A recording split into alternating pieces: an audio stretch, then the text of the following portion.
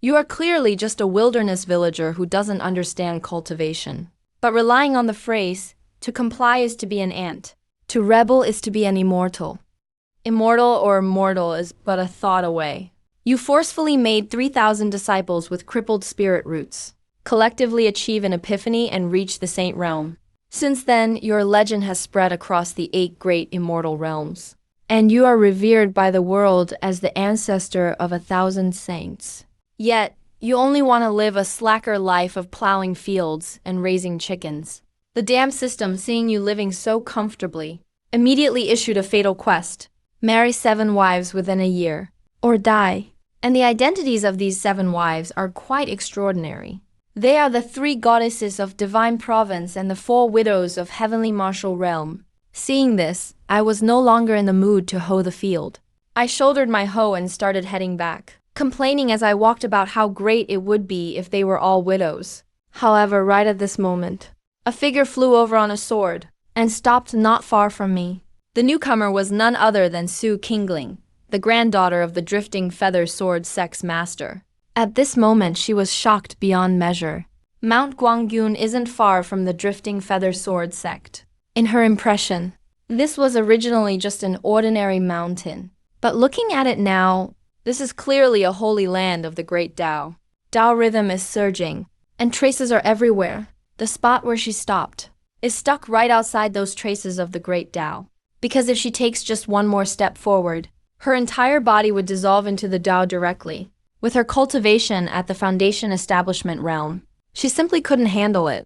What's even more outrageous is that, in such a holy land of the great Tao, there's actually a farmer carrying a hoe. And that farmer in her eyes is, of course, me carrying the hoe. Thoughts raced through Su Qingling's mind. Finally, she obediently bowed to me. I didn't know Senior lived in seclusion here. I have disturbed you so much, and I hope Senior will forgive me. As soon as I heard the word Senior, my expression changed on the spot. Oh no, could she have recognized me? I turned and ran, calculating in my mind whether I should find a new place to live. The title of Ancestor of 1,000 Saints sounds glorious to others, but hearing it just makes me want to flee. Now even my youngest disciple is about to ascend. I don't even have a backer in the lower realm anymore. At a time like this, how dare I make the slightest mistake? Seeing me run away, Su Qingling immediately became anxious. Having finally encountered a suspected almighty expert, she was still wondering if she could seek an opportunity. How could she bear to let me just walk away? In a panic, she reached out to stop me, but forgot that the layer of great Tao traces was still in front of her. The moment she touched it, her entire body trembled violently, and then she fell directly from midair. I looked back and quickly rushed over to catch her. As the young girl's delicate body fell into my arms, a faint fragrance hit my face, so soft that my hands almost went stiff. Her face was terrifyingly pale, and her whole body was trembling.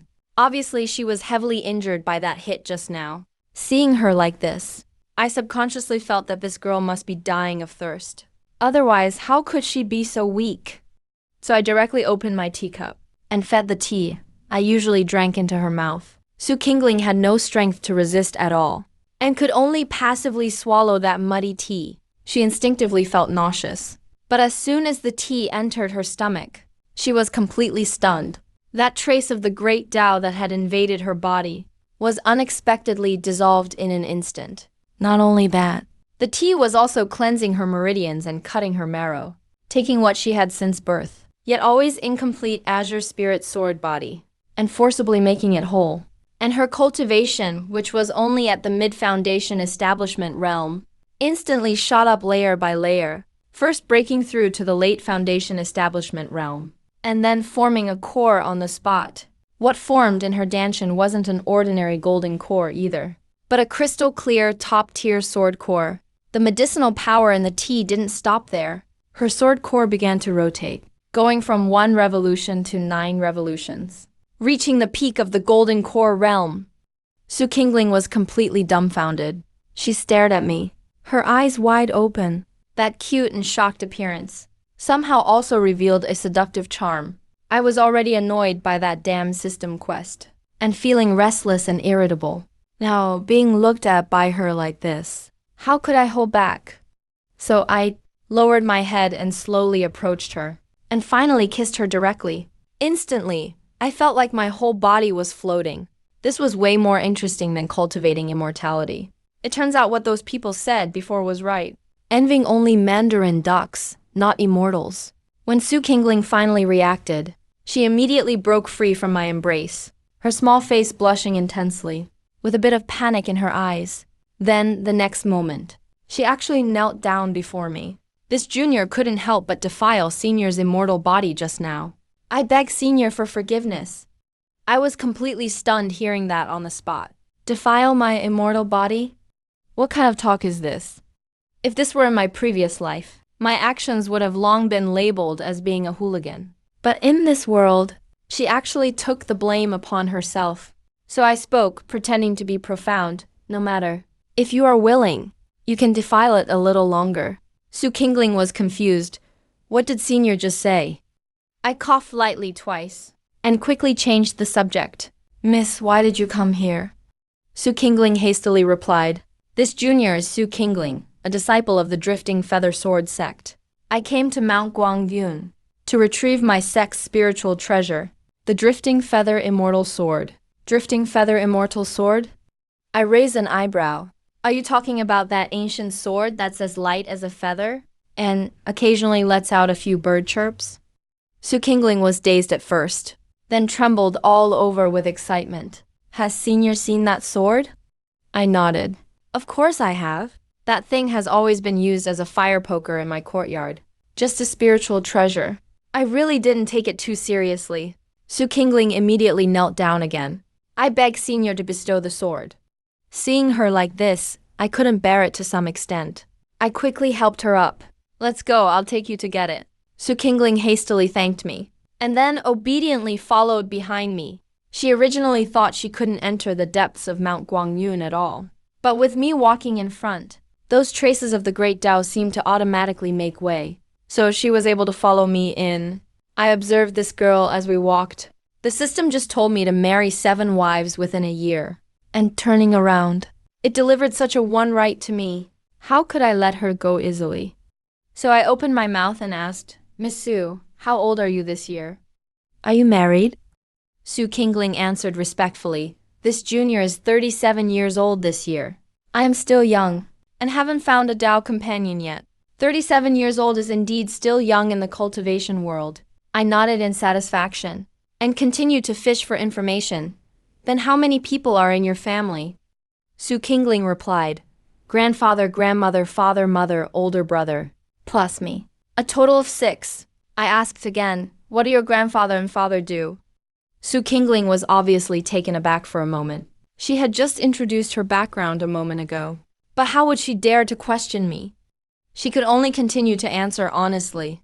My grandfather is the master of the Drifting Feather Sword sect. His father is the deputy sect leader. I couldn't help but laugh. This family background is pretty good. Su Qingling thought I was complimenting him. He immediately lowered his head and thanked me politely. I seized the moment and took a step closer. Stop calling me Senior all the time. My name is Ning Zhao. Just call me Brother Zhao from now on. When Su Qingling heard this title, he was clearly shocked. Little brother? He probably thought I was one of those old monsters who likes to pretend to be young.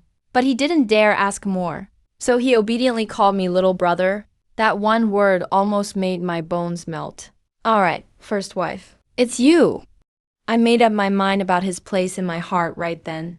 When I got back to the small courtyard, Su Qingling was utterly stunned. He had thought this courtyard seemed ordinary on the surface, but now realized this was actually the source of all the spiritual fortune in Guangyun Mountain.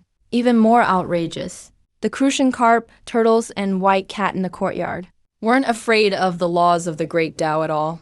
But I didn't bother with what he was thinking. I just smiled and invited him to sit for a bit. Let me go get something for you. I casually reassured him not to rush off later. I'll make you a nice chicken stew to nourish you. You looked awfully weak just now. No sooner had I finished speaking than the old hens in the courtyard all stiffened up. It was obvious. As soon as I stepped into the kitchen, they immediately dropped their act. One of the old hens transmitted a message directly to Su Qingling. Little girl, I'm the vermilion bird, you know. If you dare let the master stew me, I'll wipe out your whole family first. Li Xinling's face turned pale right there. Her knees gave out and she dropped to the ground again. Next, the koi in the pond began to talk. Little girl, if you plead for us, we'll grant you a big sword. The turtle on the rock coldly chimed in. If the master actually eats us, your entire family line won't survive. Even the white cat exuded a killer aura. Su Qingling was so scared she was trembling all over.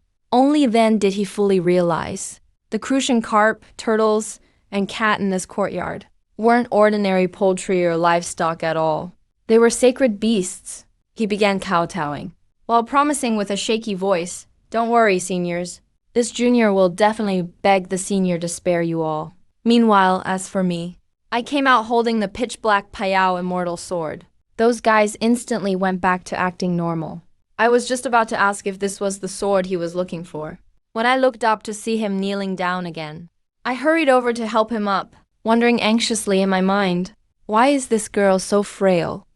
She keeps getting weak-kneed. She really needs nourishing food. So I said seriously, you can't go on being this weak. Let me make you some chicken and fish soup, and stew a turtle for you so you can really recover.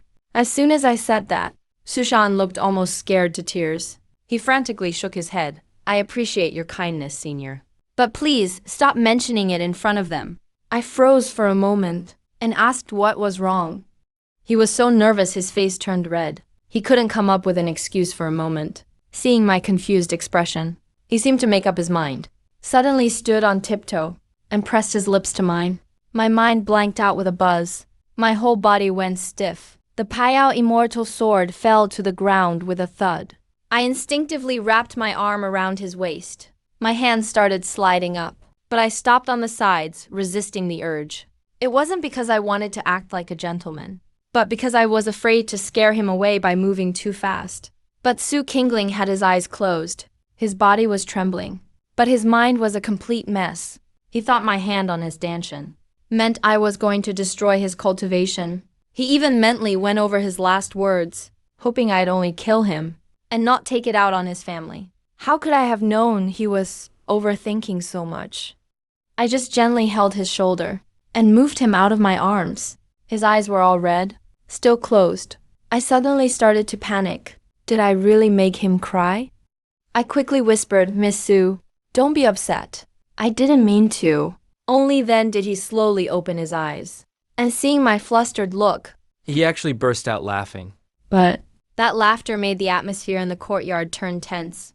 The sacred beasts were all glaring angrily at Su Qingling, but none dared to show even a hint of their power. Su Qingling also realized he'd lost his composure and hurriedly tried to kneel for forgiveness.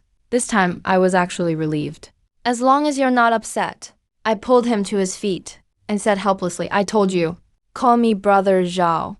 I tapped him lightly, and he suddenly acted like he'd grabbed a lifeline. "Brother Zhao, these crucian carp, turtles, and the little cat are so cute. Please don't ever eat them again." I glanced back at those guys, and except for Zhao Bai, the others honestly weren't very cute. But girls are soft-hearted, so I could understand. I agreed right away. "Don't worry, I won't eat them." As soon as I said that, the sacred beasts in the courtyard all looked obviously relieved. Su Qingling then turned his attention to the Payao immortal sword. His expression changed instantly. I thought he was upset that I'd accidentally burned the sword black. So I quickly scratched my head and explained, it really wasn't on purpose. But he just stared intently at the blade, his voice trembling with excitement. It was only then that I looked closely too, and realized I'd actually refined immortal ki into it. But to me, it wasn't a big deal. Su Qingling, though, looked completely shell-shocked. He carefully took the sword, examining it from head to toe. And the more he looked, the more amazed he became. The Payao immortal sword, which had just been a lower-grade magic treasure, had become infused with immortal ki. He still hadn't recovered, and suddenly gasped sharply again. "It's innate immortal ki." He looked up at me, those wide eyes both dumb and charming, and it made my heart itch. I couldn't resist, and leaned down to kiss him again. The sacred beasts in the courtyard couldn't stand it anymore, and were all cursing me as an old pervert in their hearts. But Su Qingling was too absorbed to care. His eyes were focused entirely on the sword's innate immortal ki. That kind of treasure could grow endlessly.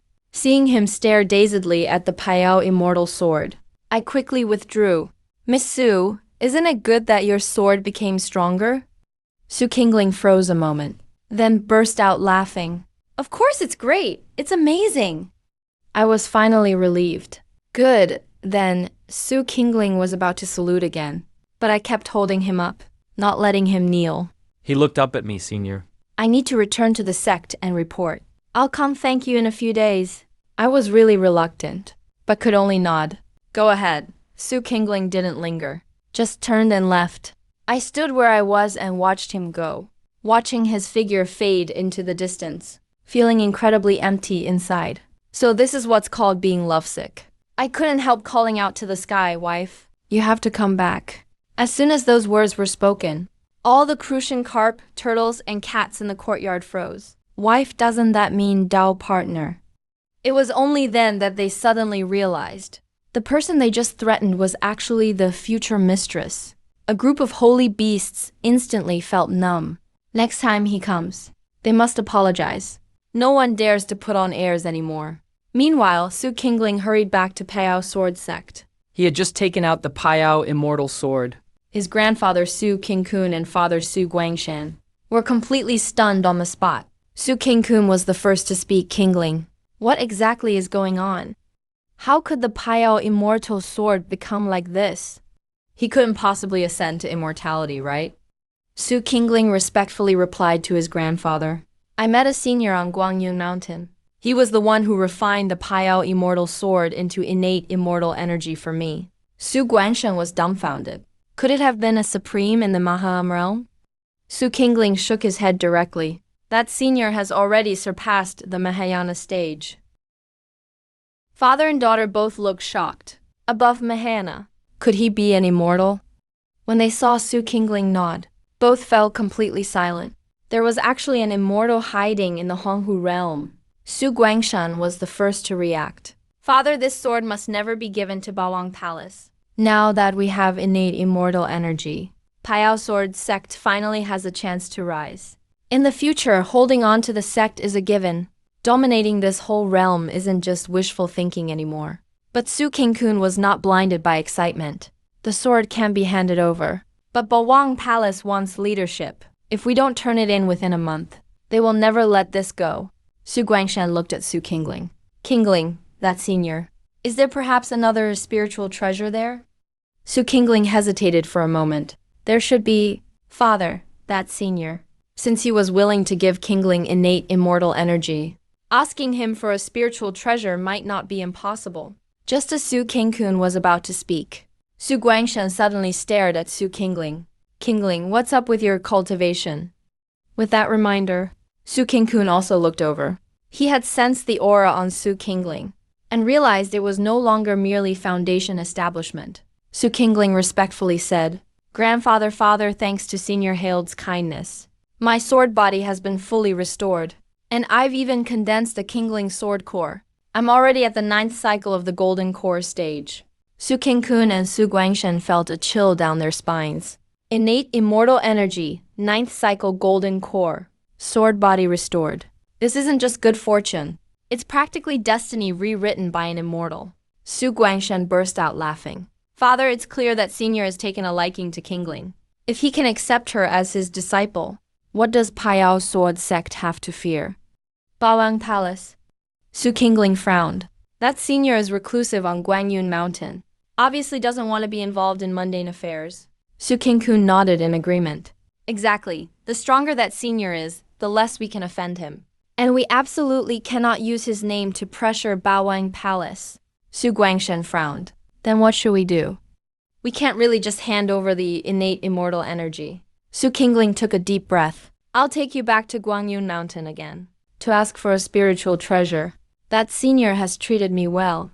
I even defiled the senior's immortal body. Yet the senior was not angry. I believe the senior will probably grant me a spiritual treasure. Su Qingkun and Su Guangshan exchanged glances, and both nodded, agreeing. Let's go right now. Just as they were about to leave, Su Guangshan coughed. Qingling, you said you defiled the senior's immortal body. What exactly happened? Su Qingling's face turned red instantly. She could only reply softly. In a moment of desperation, I used my mouth to block the senior's immortal lips. Su Qingkun and Su Guangshen were momentarily stunned, then immediately scolded her for being reckless. You must never act so impetuously again. Su Qingling nodded obediently, responding aloud, but secretly thought to herself, the young master blocked my mouth with his own too. Meanwhile, inside the little courtyard on Guangyun Mountain, I felt like I'd lost my soul. Even tea tasted bland, and food no longer had any flavor. The holy beasts in the yard finally realized. This old rascal turned out to be a hopeless romantic too. One by one they all hoped Su Qingling would hurry back. As long as she firmly takes her place as the mistress, I won't be thinking about eating them all the time. Though it had only been a day and a night, I already looked noticeably thinner. Suddenly, a voice came from outside the mountain. Su Qingling has come to see you, senior. I bounced right up from the recliner. My ears instantly perked up. I almost thought I misheard. Moments later, the voice rang again. Su Qingling again. How could I sit still? I dashed downhill at once. How could I sit still? I dashed downhill at once. By then, he'd already called out 5 times outside the mountain, and still hadn't gotten a reply. He assumed I didn't want to see him. Just as he was feeling down, I sprinted up to greet him, panting and out of breath, sweating profusely, with dirt on my clothes. When Su Qingling saw me, a bright smile broke out on her face. Senior Ning. But her grandfather and father frowned, thinking, is this restless young person really an immortal? Only then did I notice the 2 elders beside her, and quickly straightened up, tidied my clothes. Miss Su, who are these 2? Su Qingling quickly introduced, this is my grandfather, Su Qingkun. And this is my father, Su Guangshen. Grandfather. This is Senior Ning. Though Su Qingkun and Su Guangshen were wary inside, they saw the traces of the great Tao outside Guangyun Mountain, and how I moved freely within them. So how could they dare be neglectful? They immediately bowed and greeted, Senior Ning. I quickly waved my hand. No need to be so polite, you two. Guests are always welcome. Let's go up the mountain first. I opened up a smooth path and led them step by step uphill. As soon as we entered the courtyard, Little White leapt right into Su Qingling's arms. She immediately stiffened, turning pale, too afraid to move. I thought she was just startled by Little White's pounce, so I reassured her with a gentle voice. Don't worry, Miss Su.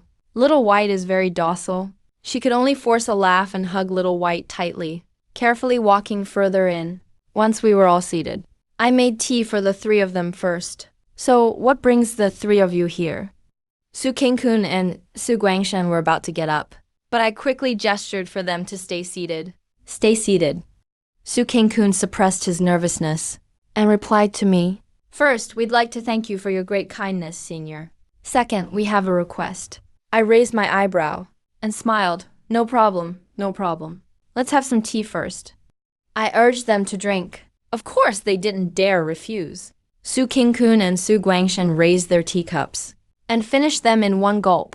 The next moment, both of them were stunned. Su Xing'an was originally at the early stage of the Void Core realm. After drinking a cup of tea, the true energy in his body surged instantly. All flaws in his cultivation were fully repaired. His cultivation continued to skyrocket. He actually broke through to the Mahayana stage in one go. Dark clouds gathered in the sky. The heavenly tribulation began. But before the tribulation could even take shape, it dissipated immediately. It seemed to flee in embarrassment. Su Guangshen's breakthrough was even more dramatic. He started at the middle stage of the nascent soul realm. After drinking a cup of tea, all flaws were repaired. His cultivation soared crazily, advancing through late nascent soul, early, middle, and late soul formation stages, finally stopping at the peak of the late void core realm. Father and son were more shocked than one another. Their expressions looked as if they'd seen a ghost. The 2 knelt down hurriedly to thank their elder. Bestowing the Tao, I jumped aside as if I had stepped on a nail. These 2 are my father-in-law and grandfather-in-law after all. How could I let them bow to me? Please stand up, both of you. The 2 stood up looking completely confused. What brings you 3 here today? Su Qingling spoke up. We begged the elder to grant us a spiritual treasure. I frowned. The faces of the Su family instantly turned pale, afraid that I would be displeased and cripple them. I was indeed in a difficult spot. I don't have any spiritual treasures here. The lowest items I have are of immortal energy quality. Just then, the little white cat jumped out of Su Kingling's arms, then jumped back, with an old broken bowl in its mouth, looking eager to show off. That broken bowl was previously used to feed him, but after it broke, I tossed it aside. A supreme grade spiritual treasure. The three members of the Su family exclaimed in unison. That broken bowl was actually a supreme grade spiritual treasure. I looked over as well. This bowl will do. The three nodded repeatedly. Su Xing'an and Su Guangshen got up to pay their respects again. I smiled wryly at their thanks. I slipped aside into Su Xinglan's arms again, still holding the little white cat, not standing up. I hesitated, wanting to say something, but was too embarrassed to speak. The Su family thought I was upset again, and their faces changed drastically. I finally spoke up. I am fated with Miss Kingling. If you two don't mind, I wish to become a Dao partner with Miss Kingling. I hope you will give your blessing. After speaking, I stood and bowed to Su Xing'an and Su Guangshen. I don't want to suffer lovesickness anymore. Even though I felt embarrassed, I had to say it. The Su family was struck dumb. A dignified immortal wants to marry Su Kingling as a Dao partner. The next second, their faces changed dramatically. An immortal wants to marry a mortal woman. What will happen as a result? As a furnace, Su Kingling doesn't have the qualifications. At best, she'd be a temporary plaything. Su Xing'an and Su Guangshen finally understood. So I had taken a liking to Su Kingling, wanting him as a plaything, just like the crucian carp, turtles, and kitten in the courtyard. Just a plaything. Naturally, they were unwilling. But what could they do about it? This person before them was an immortal. If an immortal gets angry, the entire Honghu realm would be destroyed. For the sake of the people and family, Su Kingling declared directly, Kingling is willing to serve the elder. Su Xing'an and Su Guangshan's faces changed again. But what else could they do? They could only sigh in the end. They didn't know how nervous I was at that moment. To my surprise, the two bowed politely and turned to leave. What did that mean? Did they agree or not? I frowned, which seemed like anger in Su Kingling's eyes. He knelt down hurriedly, eyes slightly red. Please, young master, forgive my grandfather and father for their rudeness. From today on, Kingling will stay and serve you, young master. I helped her up and frowned, saying, if you don't want to, I won't force you. Su Kingling's face turned pale suddenly. I am willing, I truly am. I sighed inwardly. Why does this feel like I'm forcibly taking a village girl? I sighed and went straight inside. Before closing the door, I said calmly, if Miss Su is unwilling, then please leave. I never force anyone. As soon as I finished speaking, the door closed. Su Kingling's delicate body trembled. She knelt toward the door. At this moment, the little white cat in her arms quietly said, Mistress, Master is a passionate man. He truly likes you. He wants to make you his wife. Su Kingling was stunned. What is a wife? The little white cat rolled its eyes. A wife is a spouse. That's the reasoning. Su Kingling was stunned again. Isn't the elder going to treat me as just a plaything? The little white cat rolled its eyes again. You think the master is that shallow? Master is very sentimental. When you were gone for that day and night, he was like a lost soul. I'm sure the master likes you very much. Mistress, that's all I can do to help you. Once you become mistress, you can't let master eat us. Su Kingling broke into a smile through her tears. She remembered the first time she met me. A rosy blush appeared on her sweet face. Don't worry, little white. I won't let the young master eat any of you. All the sacred beasts in the courtyard cheered silently. At last, they no longer lived in fear day to day. Zheng Shou cheered silently too. At last, no more living one day at a time. Su Xinling walked up to the door and knocked. Has Miss Su made up her mind? My voice sounded from inside. Su Kingling blushed and called out, Husband, let me help you change clothes. As soon as she finished, the door flew open. I looked at the blushing Su Kingling with surprise and delight, and burst out laughing. Su Kingling looked at me laughing, and for some reason felt I was quite cute. Inside the main hall of Blade Peak's Slaughter Blade sect, Sect Master Zuo Aoshin spoke to a middle-aged man. Big brother, the slaughter blade is our only hope. If we hand it over, our sect's strength will suffer greatly. I hope you can put in a good word before the overlord. This man is Zuo Aoshin's brother-in-law, Zhou Lingyu, one of the 5 vice princesses of the overlord palace. Beside them, Zuo Aoshin's wife, Zhou Lingguan, spoke up. That's right. Brother, your drifting rain sect's drifting rain immortal sword is enough for you. Zhou Lingyu laughed. Little sister, you and brother-in-law may not know. Zuo Aoshin was taken aback. Could there be something else to it? Zhou Lingyu nodded. The new Holy Concubine's Ascension and Sacrifice ceremony is hosted by the Holy Emperor Palace. They're not asking each palace to present 3 spiritual treasures. Just 1. Zuo Aoshin laughed. Then the drifting rain immortal sword is enough. Zhou Lingyu shook his head. His Majesty wants both the drifting rain immortal sword and the slaughter blade. Collected in the palace. Zuo Aoshin's expression changed. Why is that? Does the Overlord Palace truly want to destroy us? Zhou Lingyu frowned. Brother-in-law, be careful with your words. Once the new Holy Concubine ascends, it'll be the 8 palaces' doctrine debate. The Holy Emperor is about to ascend himself, and the Holy Emperor Palace lacks heirs. All 8 palace princesses covet the position of Holy Emperor. His Majesty taking away the 2 spiritual treasures is preparation for this. Zuo Aoshin's face showed expectation. If the Overlord becomes the Holy Emperor, the Overlord Palace will move into the Holy Emperor Palace. Zhou Lingyu nodded with a smile. Zuo Aoshin said excitedly, then with 1 palace missing among the 8, only the Drifting Rain sect and our sect qualified to become the new Overlord Palace. Zhou Lingyu nodded again. Brother-in-law, with me recommending to His Majesty, the new palace would naturally be the Blade Emperor Palace. Zuo Aoshin burst into laughter. He saluted Zhou Lingyu. Big brother, we'll be relying entirely on you for this. Zhou Lingyu replied flatly. Brother-in-law, now it's time to create a plan to deal with the Drifting Rain sect. After the Overlord becomes Holy Emperor, all the top powers will compete for the new palace. The Overlord will naturally favor the Slaughter Blade sect and Drifting Rain sect. At that time, as long as our sect defeats the Drifting Rain sect, the new palace will surely belong to you, brother-in-law. Zong, this new palace must belong to my brother-in-law. Zuo Aoshin nodded. There's no way I could ever defeat the Payao Sword sect. Payao Sword of Heavenly Sword Mountain. The faces of Su Qingling's family members in the sect didn't look good. To protect the sect, they sacrificed Su Qingling. They couldn't feel happy about it. But in the face of an immortal, even the sacred imperial palace couldn't do anything. Guangshen, go to the Overlord Palace, present the spiritual treasure to His Majesty the Overlord, and explain everything.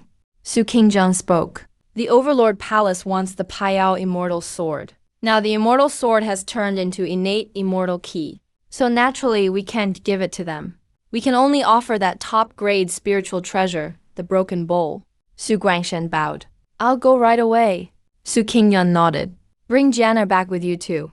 Su Yijian is Su Qingling's older brother. He was chosen to cultivate in the Overlord Palace as a child, and was taken as a personal disciple by the Overlord. He's only in his 40s, yet has already reached the middle stage of the nascent soul level. Su Xing'an wants to bring him back, hoping he can comprehend the innate immortal ki. On the top of Guangyun Mountain, I was lying on a lounge chair woven from green vines, holding the now well-adjusted Su Qingling in my arms. Big brother, what is this chair made of? Why do I feel like I'm immersed in the Tao? Su Qingling ate a grape I peeled. I replied, just ordinary green vines. Just regular green vines. Over the past 3 days, Su Qingling felt a stroke of good luck on the lounge chair. Her cultivation advanced rapidly, and she's now at the peak of the late nascent soul realm, about to break through to the soul formation stage. Can an ordinary green vine lounge chair really have this effect? Su Qingling was stunned. Big brother, what exactly did you give me to eat? Grapes. The grapes I grow are just ordinary ones too. Su Qingling gave a wry smile. She could clearly feel the nascent soul in her danshan exploding out a chaotic hole. The nascent soul shattered in the chaos, transforming into a primordial spirit. She had officially stepped into the soul formation stage. Cultivating here is basically heaven-defying. I spoke up. Kingling, when do you think we should get married? Su Kingling blushed prettily. I'll listen to you, big brother. I grinned. The 3rd of next month is a lucky day. Let's decide on that one. Let's get married on the 3rd of next month, shall we? Okay, whatever you say, big brother. I sighed deeply. Kingling doesn't want too many people knowing her brother is here. When the wedding comes, just invite your family for a simple meal. At that time, I'll slaughter a few chickens, kill some fish, and stew a few turtles to entertain your family. As soon as I said this, all the sacred beasts in the courtyard shuddered. This old rascal still wants to kill us. Su Xinling quickly shook her head. Big brother, from now on, you're not allowed to talk about eating them. She knows these poultry and livestock are all sacred beasts, at least at the true immortal level. If they're angered, the entire Honghu realm would be doomed, though I could suppress them. But what if something went wrong? I smiled, Kingling. You really are kind-hearted. We won't eat them. When the time comes, I'll cook a full vegetarian feast for your family. All right, the 2 of us will handle it. I burst out laughing. Kingling, I want to eat your tofu dishes. Su Kingling's face reddened slightly. She doesn't even know how to cook tofu. The other day she tried cooking. The tofu all fell apart, but I insisted it was delicious. Su Kingling felt warmth in her heart. With a look of grievance, she asked, Big brother, will you ever not want me anymore? My face turned serious. How could I ever not want you, Kingling? At that moment, I thought of the second system mission, and couldn't help frowning. Su Kingling saw me frown, her face turning pale. Big brother, don't be mad. I won't ask anymore. I hugged her delicate body. Big brother will never be angry with Kingling. I'm really not in control of my own fate. Maybe in the future I'll have to find you some sisters. Don't be mad at me, okay? Sisters? Su Kingling's pretty face turned even more red. Big brother, how many sisters are you going to find for me? I grinned, maybe a few more. 3, I gave a wry smile. Maybe a bit more. 4. Su Xinling's eyes turned a little red. Even more? Tears welled up at the corners of Su Xinling's eyes. 5, I hugged her tightly, feeling her body tremble in my arms. Xinling, no matter how many sisters I find for you, my feelings for you will never diminish. I swear, Su. Finally, tears streamed down Xinling's face. Big brother, I won't blame you. Just tell me, how many sisters are you going to find for me? Looking at her stubborn gaze, my heart ached. But even though it hurt, I could only harden my heart. I had no choice. Taking a deep breath, I whispered in her ear, Kingling, you have to trust me. I really have no control over this. Just say it, big brother. I can handle it. Su Kingling wiped her tears and forced a smile. I didn't hesitate any longer. 6. Su Kingling's body trembled violently. She stared at me in shock. Still want to find 6 sisters? That means... The 7 of us will have to share. Tears streamed uncontrollably from my eyes. Now that Su Kingling had fallen for me, her heart broke. I held her tightly, comforting her. Inside I sighed. Damn, I'm really a faithful and devoted person. But this damn system forced me into this. I held her tightly, comforting her. Inside I sighed. Damn, I'm really a faithful and devoted person. But this damn system forced me into this. Kingling, this is the field I cultivated. It's 1 1/3 mu in total. I cleared and planted it all myself, on a flat plot halfway up the mountain. I carried a hoe. Su Kingling stared at the field before her, completely shocked. The field was full of what looked like ordinary Chinese cabbages, and big radishes, but they all contained incredibly dense spiritual energy. It was like all the spiritual energy in the Honghu realm had gathered here. All these vegetables had become spiritual medicines, even better than the finest herbs in Honghu realm. I laughed, Xinling. Don't worry, I'll take care of the fields myself. You don't have to do a thing. Su Xinling nodded mechanically. She couldn't even think anymore. I swung the hoe and started tilling the field, removing the weeds, then tossing them aside. Big brother, are you really not going to want these spiritual herbs? Su Xinling was stunned. They're just weeds. What would you possibly need them for? Su Xinling stammered, asking if I could give them to her. What do you want these weeds for? I'll help you deal with them. I thought maybe she was bored, so I nodded and said, do whatever you want with them. Su Xinling happily kissed me on the cheek. and without hesitation, put all the weeds into her storage bag. An hour later, I finished tilling the field. Shinling, let me take you somewhere nice. I took her to the back of the mountain, to a cliff overlook. Ahead was a bottomless abyss. And looking up, the sun was just setting in the west. Mesmerizing. So beautiful Su Qingling's eyes are shining. I take out my sketchboard. Stand still over there. I start drawing. I've learned many skills in over 300 years of leisure. Drawing is just one of them. Su Qingling doesn't dare to move, but after a while, he feels as if he's merged with the world itself. So much that it feels like it enters his body. His delicate body can't help but tremble. Qingling, if you're tired, just take a break. I'm not tired. Not at all. Su Qingling can see my brush. Seems like a treasure that created heaven and earth. Every casual stroke is accompanied by the Tao. Big Brother must be an incredibly powerful immortal. He can raise divine beasts. Could he be a golden immortal? This idea shocks Su Qingling deeply. That's the golden immortal, the supreme being in the immortal world. Originally, he thought that in all the heavens, only Xing Sheng was a golden immortal. He never imagined that his husband is also Su Xian. A sudden wave of happiness for no reason. How is he worthy of being Tao partners with a golden immortal? Big Brother still needs to find 6 more Tao partners. He must have his reasons. I can't make things difficult for him because of my own feelings. I want to help him find 6 more Tao partners. Find 6 Tao partners. His eyes really shine whenever he looks at me. Wait, it's already been half an hour. The sun should have set by now. Su Qingling suddenly realizes something. He turns to look back. In the sky, the sun seems frozen in place. Not the slightest sign of setting. I finish the painting and bring the paper up to him. On the paper, green mountains and clear waters. Looking just like reality, a graceful young girl standing elegantly on the cliff. She looks just like an immortal. Behind her, a fiery red sun seems fixed there, never to fall behind the western mountains. Looking at this painting, Su Qingling suddenly becomes enlightened, as if he saw the immortal world above the 9 heavens. He saw how vast the immortal world is, marvelous and mysterious. He feels as if he himself is an immortal of that realm. Big Brother, could I have this painting? It was meant for you all along. Su Qingling breaks out in a happy smile, and then gives me a sweet kiss. I'm also grinning from ear to ear. Now, it seems I've found the joy of life. It's making Su Qingling happy. Big Brother, I want to go back to visit grandfather and father. I feel a little reluctant. Su Qingling hurriedly says, Big Brother, I'll be back very soon. I gently smooth his beautiful hair. No need to rush. Go see your elders.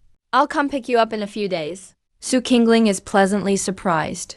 Big Brother is coming to Payao Sword Sect. I nod after all. I should officially propose. Then I'll be waiting for you at the sect. Su Qingling flies away on his sword. His figure soon disappears. I sigh deeply. Yanchuan just ascended. If I leave Guangyu Mountain right now, I'm afraid I'll be discovered. I'll wait a while longer. Once the Chaos Realm is fully sealed off, I'll go propose then. It's time for me to cultivate too. I've trained 3,000 saint disciples. Finally, now I can cultivate. Now that I have bonds, I need to become strong. Otherwise, how can I protect Su Qingling?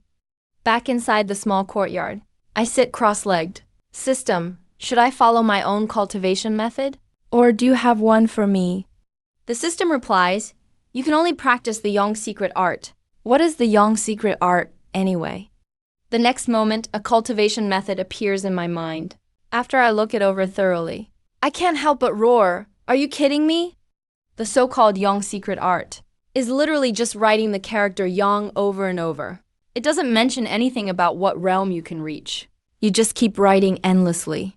I mean, I can't keep writing forever, right? Go ahead and write, the system says, besides the Yang secret art. You can't cultivate any other arts. I refuse to believe that. I've been practicing other arts for over 300 years. I've trained 3,000 saints.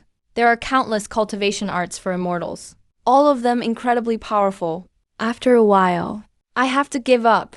Sure enough, nothing else works. Forced into it, I can only bring out a square table, set out brush, ink, paper, and inkstone, and start writing the character Yang. Wrote out 100 sheets in a row, then tossed the brush aside. I slumped onto the rocking chair. How is this cultivation? But the sacred beasts in the courtyard are trembling, because they sense. Every time I write the word Yong, it's as if the world experiences a new cycle, heaven and earth renewing itself. And they go through it too. In less than an hour, they experienced 100 cycles of rebirth. This guy would be top tier. Even among the Tao ancestors, maybe even the strongest. Every sacred beast thinks so. One word, one reincarnation. Completely beyond their understanding. At night, Su Qingling returns to Piao Sword Sect. Su Guangshan quickly asks, Qingling, did Senior Ning let you go? Su Qingyan also asks, how did you get back? Without answering, Su Qingzhan suddenly exclaims, Qingling, you've ascended to immortal. Now, Su Xianling is like a banished immortal. No longer belonging to the Honghu realm, Su Xianling returns to Senior Ning. It's not what you think. He treats me very well. I told him I missed you all, and he let me come back to visit. He also said in a few days he'll come to propose. He's coming to propose in a few days. Su Qingyan and Su Guangshan are both dumbfounded. An immortal is coming to propose, usually with such a big gap in cultivation. It's just a word from the stronger one.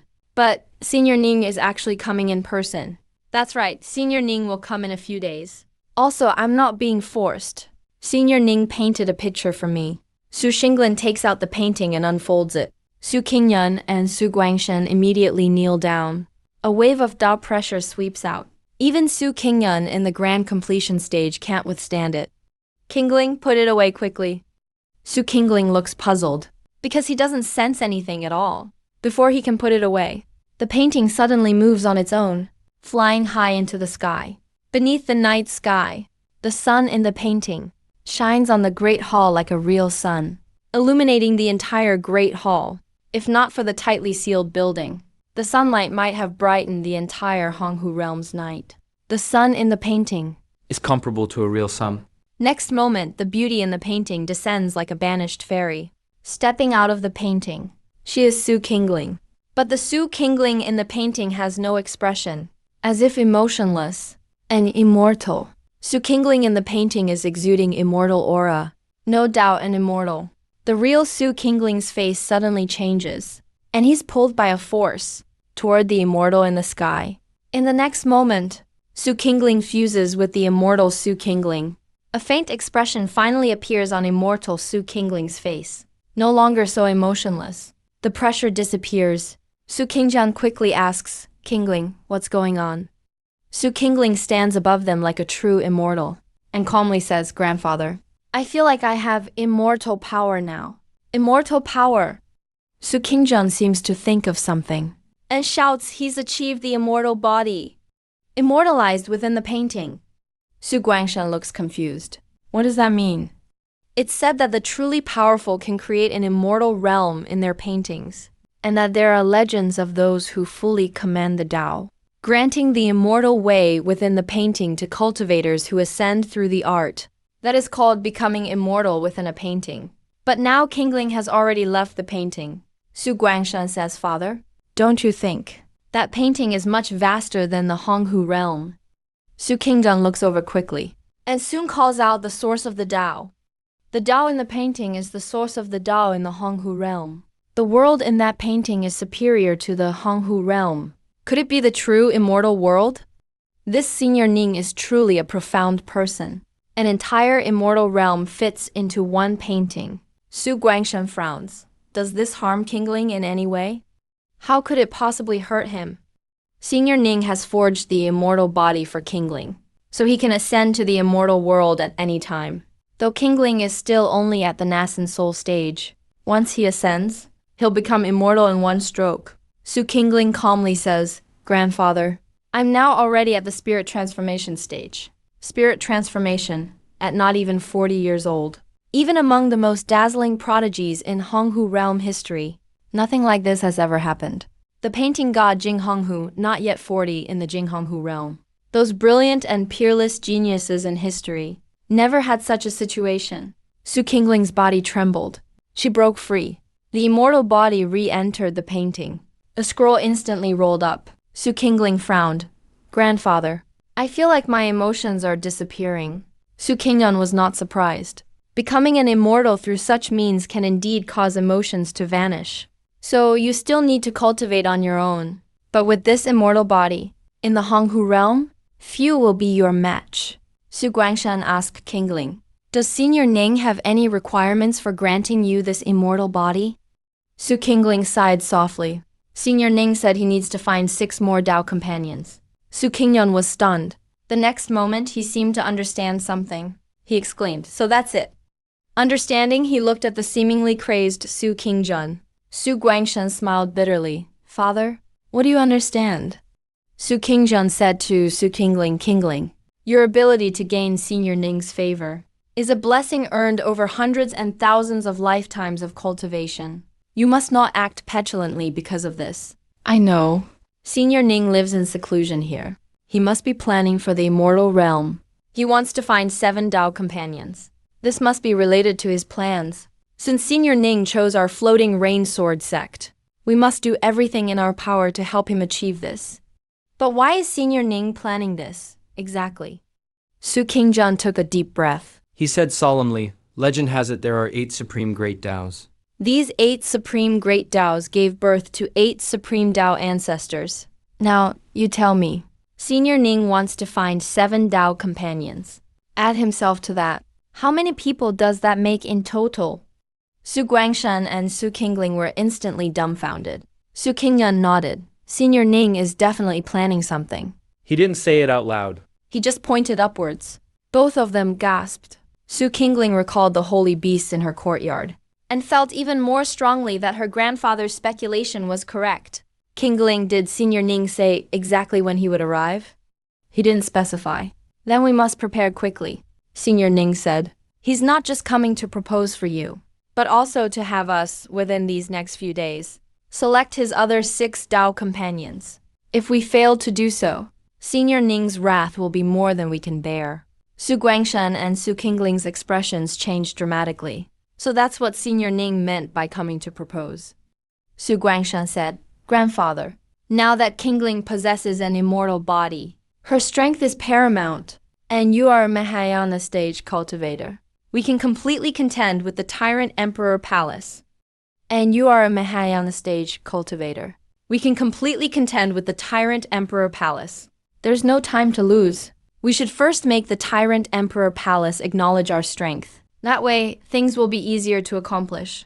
After all, we only have a few days. Su Qingyun nodded. All right, but we must plan carefully. The Tyrant Emperor Palace is unfathomable. We must not underestimate it.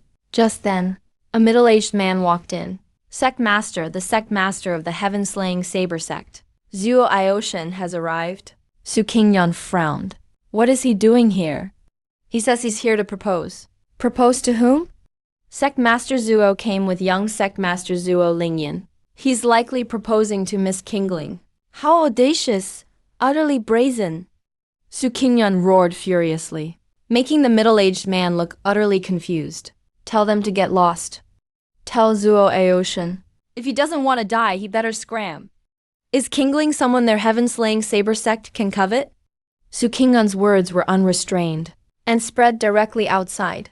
The next moment, an angry voice rang out. Su Qingyun, you old geezer. Why isn't my son good enough for your granddaughter? How dare you look down on me like this? It seems your floating rain sword sect wants to be annihilated today.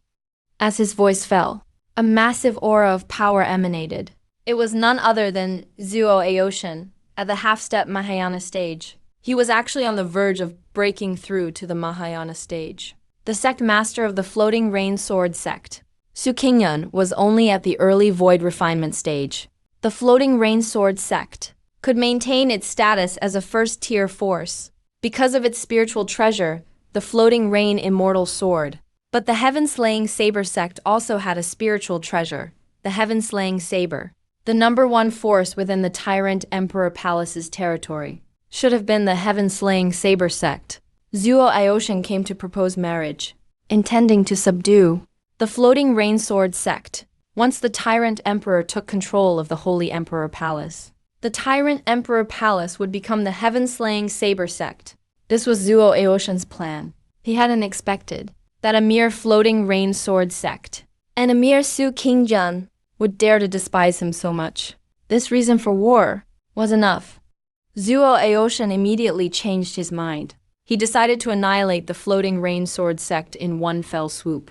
Although only 2 of them had arrived, with his half-step Mahayana cultivation, he was confident he could destroy the floating rain sword sect alone. Under his immense power, the entire floating rain sword sect began to tremble. Su Qingyun, how dare you look down on me? Today I will destroy your floating rain sword sect. Rise.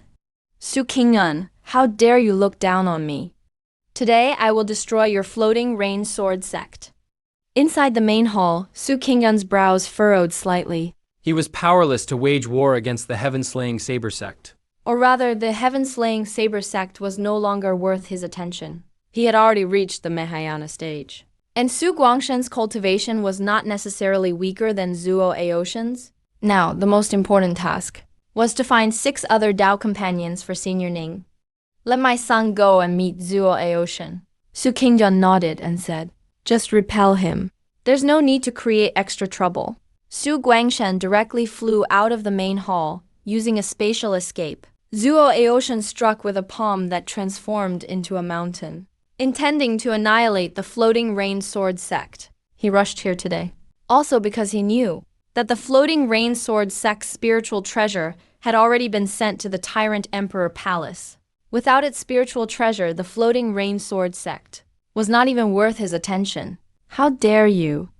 As Su Guangshen emerged, he saw this world-destroying palm strike. With a single wave of his hand, a heavenly sword rose from the ground, stabbing towards the giant palm. Su Guangshen, you truly have a death wish. Zuo Aoshan scoffed when he saw Su Guangshen instead of Su Qingjun. He immediately sneered. He didn't even care about Su Qingyun, let alone Su Guangshen. The next moment, Zuo Aoshan was stunned. The heavenly sword directly pierced his giant palm. The giant palm shattered inch by inch. Everyone in the floating rain sword sect was also stunned. When did young sect masters' cultivation become so powerful? Although Su Guangshen and Zuo Aoshan were of the same generation, they had always been worlds apart. One was already a sect master, whose sect remained a first-tier force. The other could only cultivate under his father's protection. Now, with the 2 exchanging blows, they were actually evenly matched. How is this possible? The next moment, a formidable aura of power emanated. You blocked Zuo Aoshan's power. Half-step Mahayana. The floating rain sword sect's gasps turned into cheers. Zuo Aoshan's face was filled with shock as he stared incredulously at Su Guangshan. Su Guangshan, whom he had always looked down upon, actually possessed the same cultivation realm as himself. How is this possible? Zuo Aoshan, do you still think my floating rain sword sect is easy to bully? Even without the spirit treasure, my drifting rain sword sect is not one you can bully. How is your son Zuo Lingyun worthy of my daughter? Without the spirit treasure, my drifting rain sword sect is still not one you can bully. How is your son Zuo Lingyun worthy of my daughter? Zuo Aoshan's face darkened. Su Guangshan, you really are something. You've been in seclusion for years, yet you have such cultivation. But so what, even so? My heavenly blade sect could still destroy your drifting rain sword sect. It's not impossible. As soon as he finished speaking, Zuo Aoshan waved his hand. Gates of space appeared one after another. Figures emerged from all 4 portals. Every single one was a void fusion expert. A total of 13 people. The 13 elders of Heavenly Blade sect have all arrived, including Zuo Aoshan himself. There are 14 void fusion cultivators in Heavenly Blade sect. As for drifting rain sword sect before, according to the rumors, only Su Qingyun and a supreme elder reached void fusion realm. Now, although Su Guangshan has reached the peak of void fusion, drifting rain sword sect only has 3. How can just 3 void fusion experts compare to the Heavenly Blade sect? Su Guangshan showed no fear. He said coldly to Zuo Aoshan, let me give you a word of advice. Just leave now. Otherwise, your Heavenly Blade sect will suffer great losses today. Zuo Aoshan sneered. Without the spirit treasure, you don't even deserve to be called a first-rate force. Su Guangshan sneered. Then why don't you try me? Zuo Aoshan raised an eyebrow. What's wrong? Aren't Su Shin and those two old geezers from the Yu clan going to make a move yet? The Yu clan is the other void fusion in Drifting Rain Sword sect. He's senior to Su Shin, but he's been in seclusion all this time, his fate unknown. A massive aura surged from Drifting Rain Sword sect. A figure shot into the sky and landed beside Su Guangshan. His aura was overwhelming. A mid-stage void fusion patriarch. This person was the Yu clan elder. Yu clan elder nodded and smiled. Guangshan, your cultivation has soared. Congratulations. Patriarch, you're too kind. No need to step in yourself. Leave it to your disciple. The Yu clan elder shook his head, saying, Zuo Aoshin's cultivation is not lower than yours. Don't underestimate him. You handle Zuo Aoshin. Leave the rest to me. He glanced around. Where's your father? He couldn't sense Su Qingyun's presence at all. Su Guangshan smiled and said, No need for my father to act. Zuo Aoshin sneered. Su Xing'an, that old bastard, probably went mad and died, right? Su Guangshan sneered back, even if you died. My father would still be alive. Probably went mad and died, right? Su Guangshan sneered, even if you died. My father wouldn't die. Zuo Aoshin burst out laughing. You really think the two of you can stop me? Heavenly Blade Sect. Today, Drifting Rain Sword Sect will perish. As soon as he finished, Zuo Aoshin attacked directly. He charged Su Guangshan, blood blade in hand. Su Guangshan raised his sword to meet him, standing next to Yu clan elder. Just as he was about to act, Su Guangshan's body suddenly shook. Phantoms started appearing. They were all sword avatars. He split off avatars to fight the other void fusion experts. Su Guangshan was really that confident. The Yu clan elder frowned, watching from the side. Each of Su Guangshan's sword avatars took on members of Heavenly Blade Sect's void fusion realm, and didn't lose the upper hand at all. His real body was fighting Zuo Aoshin evenly as well. This level of strength stunned the Yu clan elder, and Zuo Aoshin only improved as the fight went on. He'd already grasped some of the great ascension path, and believed his strength to be unmatched. Now he realized he couldn't suppress Su Guangshan. Excellent. Su Guangshan laughed out loud. He still had lingering medicinal energy in his body. And fighting Zuo Aoshin now, he digested more medicine power again. His cultivation kept improving. As for enlightenment of the great Tao, that cup of tea I had already held endless Tao insight. Don't let Su Guangshan buy more time. He'll definitely break through to the great ascension stage. Zuo Aoshin also noticed Su Guangshan growing stronger as they fought. Now he himself was feeling enormous pressure. He had to finish off Su Guangshan quickly. A heavenly blade appeared in Zuo Aoshin's hand. It was clearly the spirit treasure, Heavenly Blade. He still hadn't sent the Heavenly Blade to the Bawang Palace. Guangshan, fall back! Shouted the Yu clan elder on seeing this. Su Guangshan wanted to retreat, but there was no time. Come on then. Su Guangshan simply didn't back down. He roared and prepared to take Heavenly Blade's strike head-on. Then die. The Heavenly Blade slashed straight down. The power of the spirit treasure shook heaven and earth. Even the heavens were torn apart. A blade of light struck Su Guangshan directly. Su Qingjun couldn't make it in time to stop it. Inside the Great Hall, Su Qingjun and Su Qingling both looked shocked. The next moment, a smile appeared on Su Qingjun's face. Qingling, there's nothing to worry about. Su Qingling also seemed to sense something.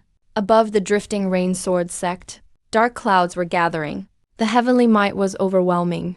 A tribulation was actually forming. Su Shinling also seemed to sense something. Above the Drifting Rain Sword sect, dark clouds were gathering. The heavenly might was overwhelming. A tribulation was actually forming. The fight came to a halt. Everyone was stunned. Who triggered the heavenly tribulation? A voice rang out. Zuo Aoshin, I owe you a thank you. If it weren't for you, I couldn't have broken through this fast. A great ascension stage Su Guangshan appeared. The slash from Zuo Aoshin's heavenly blade was actually blocked by him. Despite his shattered body, Su Guangshan was still radiating overwhelming power. He was about to break through to a whole new level, no matter how badly he was hurt. As long as he reached the great ascension stage, everything would heal. We can't let him break through. Zuo Aoshin's expression changed drastically. He shouted at once. Among the Heavenly Blade sect's powerhouses, Many charged straight at Su Guangshan. They were throwing their lives away because they simply couldn't resist the heavenly tribulation. Even if they die, they must stop Su Guangshan from breaking through. Just you all think you can stop me from advancing? With a cold laugh, Su Guangshan waved his hand. 10,000 swords swept out. All 13 void fusion experts of Heavenly Blade sect were obliterated. Every last bit of medicinal power and Dao insight in his body was activated. Even before passing the tribulation, Su Guangshan had the power of the great ascension stage. Among everyone present, only Zhuo Aoshan, wielding the Heavenly Blade Spirit Treasure, could withstand his attack. Zhuo Aoshan didn't hesitate. He grabbed Zhuo Lingyan and fled at once. Surviving the tribulation came first. Su Guangshan didn't chase. Guangshan, focus on the tribulation. I'll guard you. The Yu clan elder spoke up. Su Guangshan laughed amidst the descending heavenly tribulation. The tribulation lightning came bolt after bolt. But Su Guangshan's laughter didn't falter. This was the 7th bolt of the Great Ascension Tribulation. Countless cultivators have perished under this tribulation. Su Guangshan actually faced the 7th heavenly tribulation. Even the Yu clan elder was stunned. Everyone in Drifting Rainsword sect was speechless. The clan was stunned. Everyone in the Floating Rainsword sect was shocked. They couldn't understand. The young sect master, always called useless. How could he become so extraordinary? Only Su Qingjun and Su Qingling knew why Su Guangshan could be like this. Senior Ming is truly otherworldly. Senior Ming must be a Dao patriarch. Su Qingjun was trembling with excitement. Floating Rainsword sect is about to have 2 Grand Ascension cultivators. At Honghu Realm, Grand Ascension means supreme power. Even the domineering royal palace has only a few such figures. At this moment, Floating Rainsword sect can even rival the domineering royal palace. The era of supreme rule by the sacred emperor in the 8 Kings town is coming to an end. The era of our Floating Rainsword sect is just beginning. 2 figures appeared above the Floating Rainsword sect. A middle-aged man and a young man. That young man was Su Qingling's brother, Su Yijian. The middle-aged man exuded a powerful aura. He was a Grand Ascension stage powerhouse. Su Guangshan previously went to domineering royal palace to deliver a spirit treasure, intending to bring back Su Yijian. But Su Yijian was in seclusion. He said someone would bring him back once he finished. Unexpectedly, a Grand Ascension cultivator returned him in person. The middle-aged man and Su Yijian landed in the main hall. Brother Su Qingling hurried forward. Su Yijian nodded. He saluted Su Qingjun. Grandfather Su Qingyun nodded. He smiled and said he didn't know. What was the matter? Su Yijian frowned. He quickly called out, "Grandfather."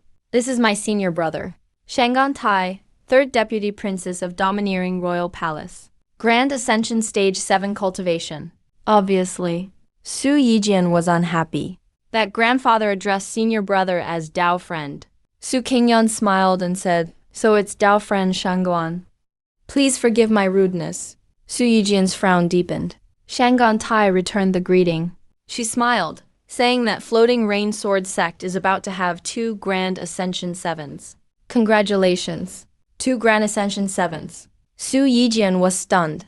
Su Qingling smiled and said, "Brother, grandfather has just broken through to the Grand Ascension stage." What? Su Yijian was in disbelief. In his memory, grandfather was only at the initial stage of the Void Fusion realm. Although senior brother said father had reached the peak of the Void Fusion realm, he never expected grandfather would surpass father and reach the Grand Ascension stage first. Shangan Tai looked at Su Qingling.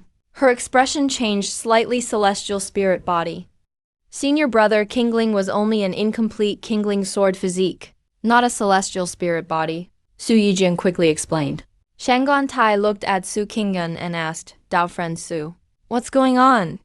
Su Qingjun smiled. Qingling broke through, awakened the secret within, and now has a celestial spirit body. Su Yijian looked at Su Qingling. "Qingling, what is your cultivation now?" He realized he couldn't see through his sister's cultivation anymore. Shangan Tai smiled. "Junior brother, you've got to work harder. Sister Qingling has already reached the nascent soul stage. She's a whole realm ahead of you." What? Su Yijian was dumbfounded. All his pride was completely shattered. Su Qingling nodded. "That's right. I've already broken through to the nascent soul stage. Su Yijian's face turned pale. He always prided himself on his extraordinary talent. He was accepted as a core disciple by the royal lord himself. Before he was even 40, he reached the peak of the core formation stage. Training at the domineering royal palace made him extremely arrogant. He even looked down on his grandfather and father, because he thought he'd soon surpass them. Now that he's back, grandfather and father have advanced to grand ascension stage. Even his sister, more than 10 years younger, has surpassed him.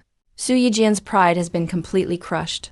Shangguan Tai spoke. Dao friend Su, today I brought junior brother home. And there's another matter. All grand ascension cultivators in domineering palace territory are ordered to gather at domineering palace to support his majesty. Tomorrow, Dao friend Su will go together with Su Guangshen to the domineering palace. Su Qingyan nodded. Tomorrow we father and son will head over. Thank you, Dao friend Shangguan. Shangguan Tai nodded and took her leave. Right after she finished speaking, she left through the air. Thank you, Dao friend Shangguan. Shangguan Tai nodded and said goodbye. Right after she finished speaking, she left through the air. Su Xingkun looked at Su Yijian. Yijian, what's wrong with you? Su Yijian took a deep breath. Grandfather asked me to return. What's the matter? Su Qingyan frowned. I asked you to come home for a visit. Does there have to be a reason? Su Yijian frowned. If there's nothing, I'll just return to domineering palace and continue my cultivation. How disrespectful. Su Qingyan shouted. Yijian, what is wrong with you? Su Xinglan looked worried. Brother, what's wrong? Su Yijian gave a self-mocking laugh. I'm not worthy to be your brother. As soon as he said that, he turned and left. In the main hall, Su Qingyan sighed. Yijian is too arrogant. Now that he sees you've surpassed him, he's been deeply affected. He just can't accept it right now. If grandfather, I take my brother to Guangyun Mountain and ask senior for guidance? Su Qingyan's expression changed. He quickly shook his head. Definitely not. Absolutely not. We've troubled senior too much already. If we bring Yijian to disturb him again and anger the senior, the consequences would be beyond what we could handle.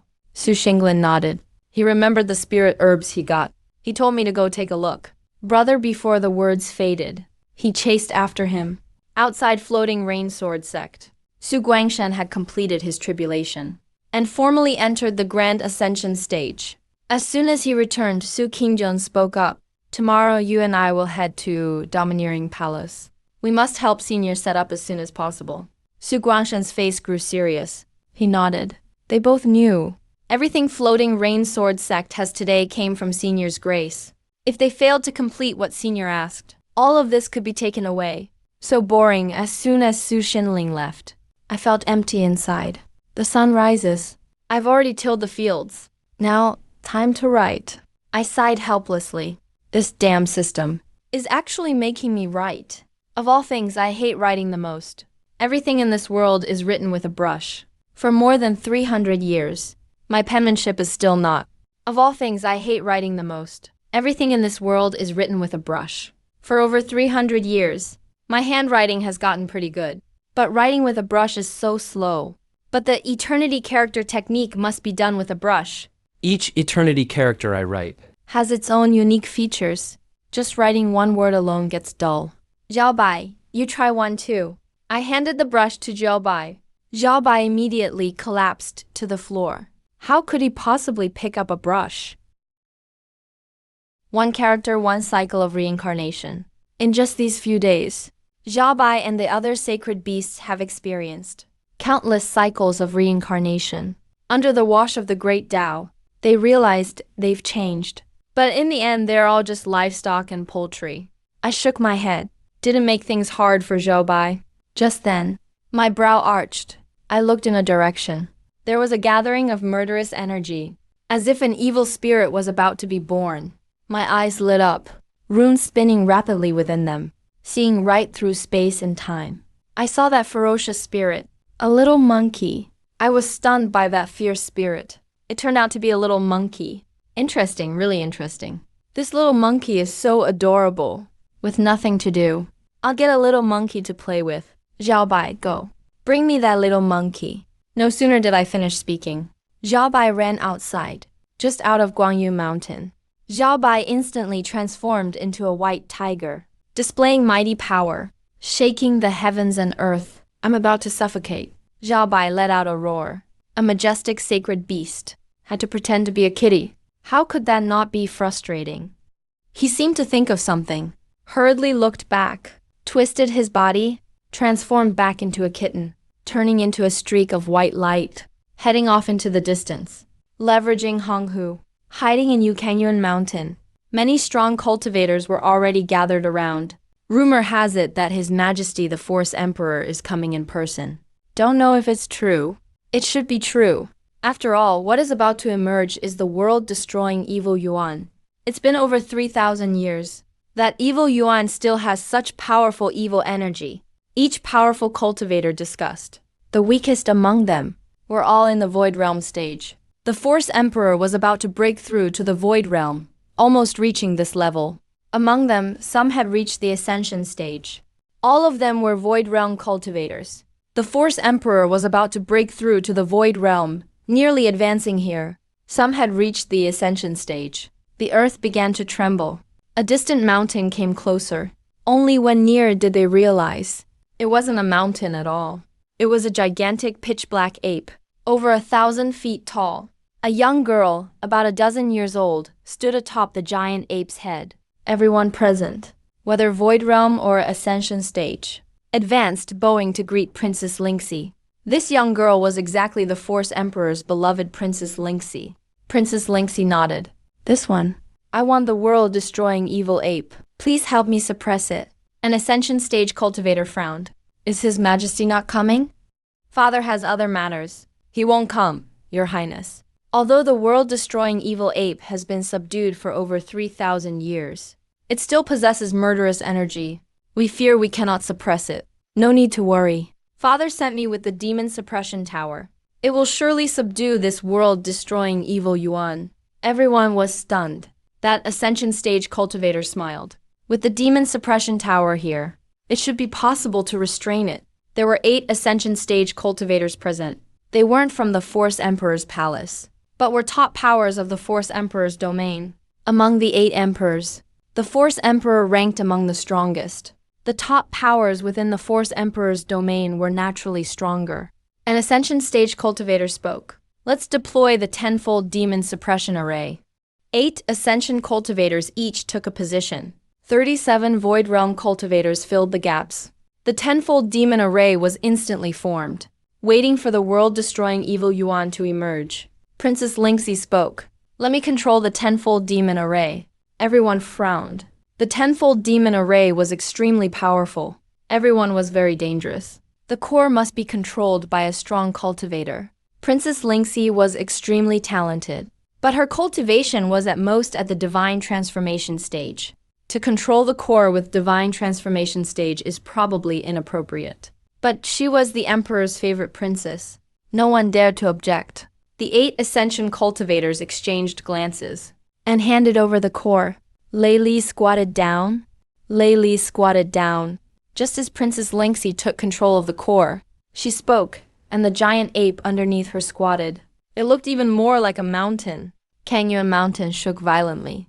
Everyone looked solemn. The world-destroying evil Yuan once killed Ascension stage cultivators. If it hadn't been for the previous generation Force Emperor, no one could have contained it.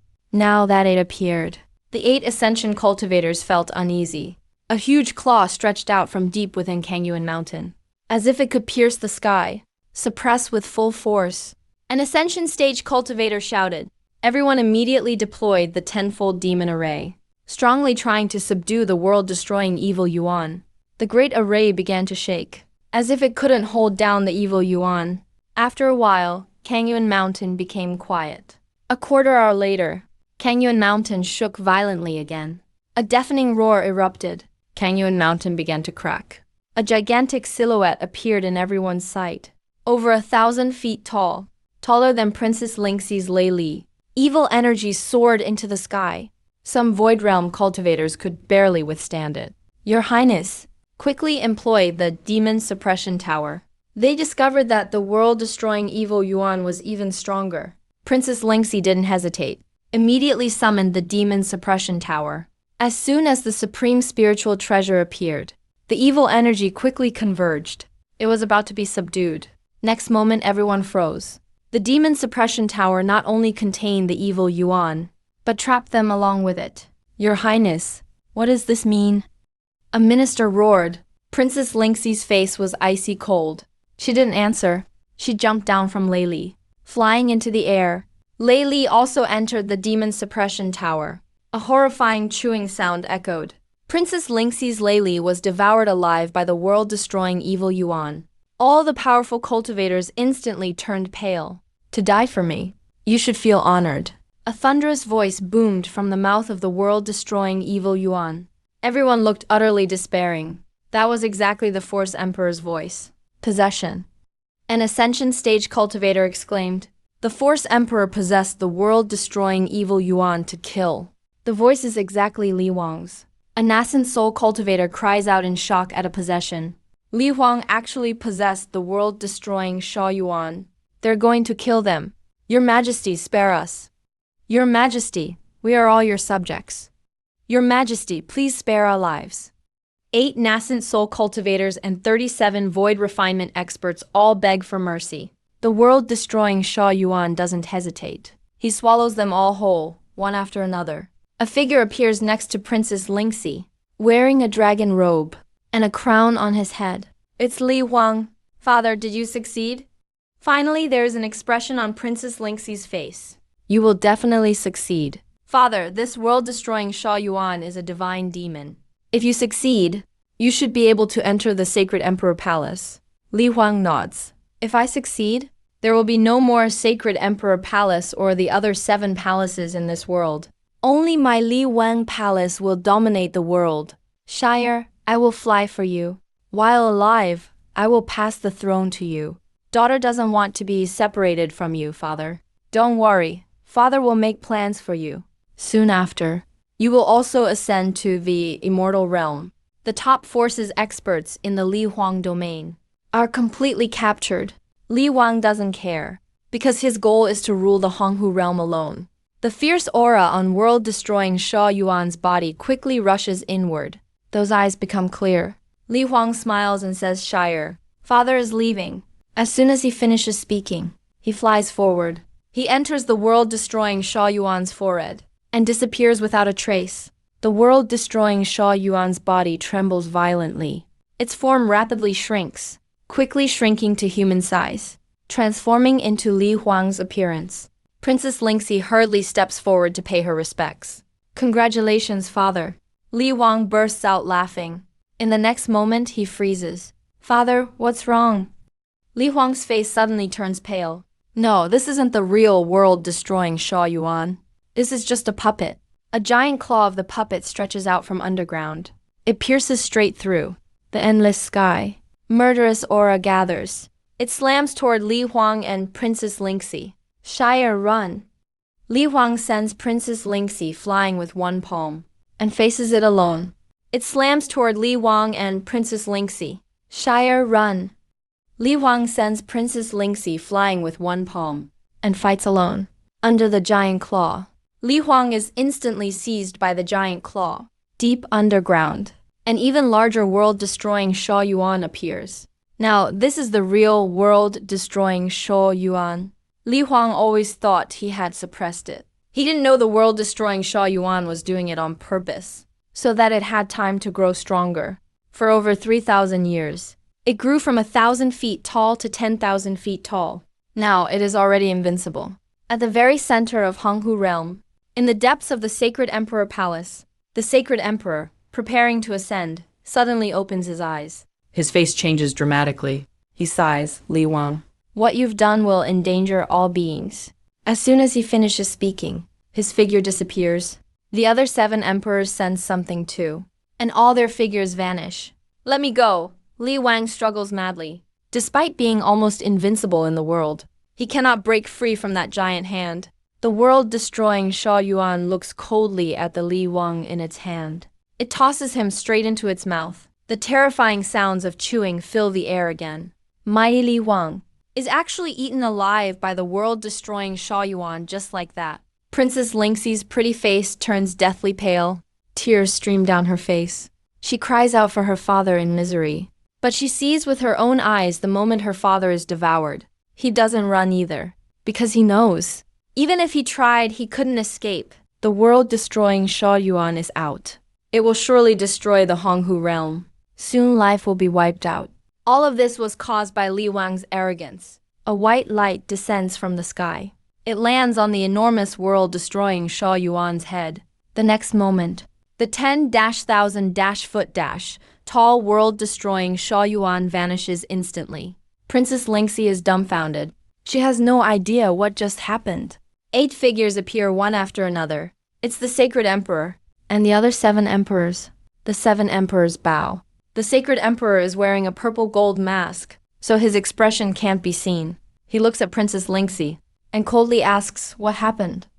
Princess Lingxi wouldn't dare hide anything. She tells everything she saw.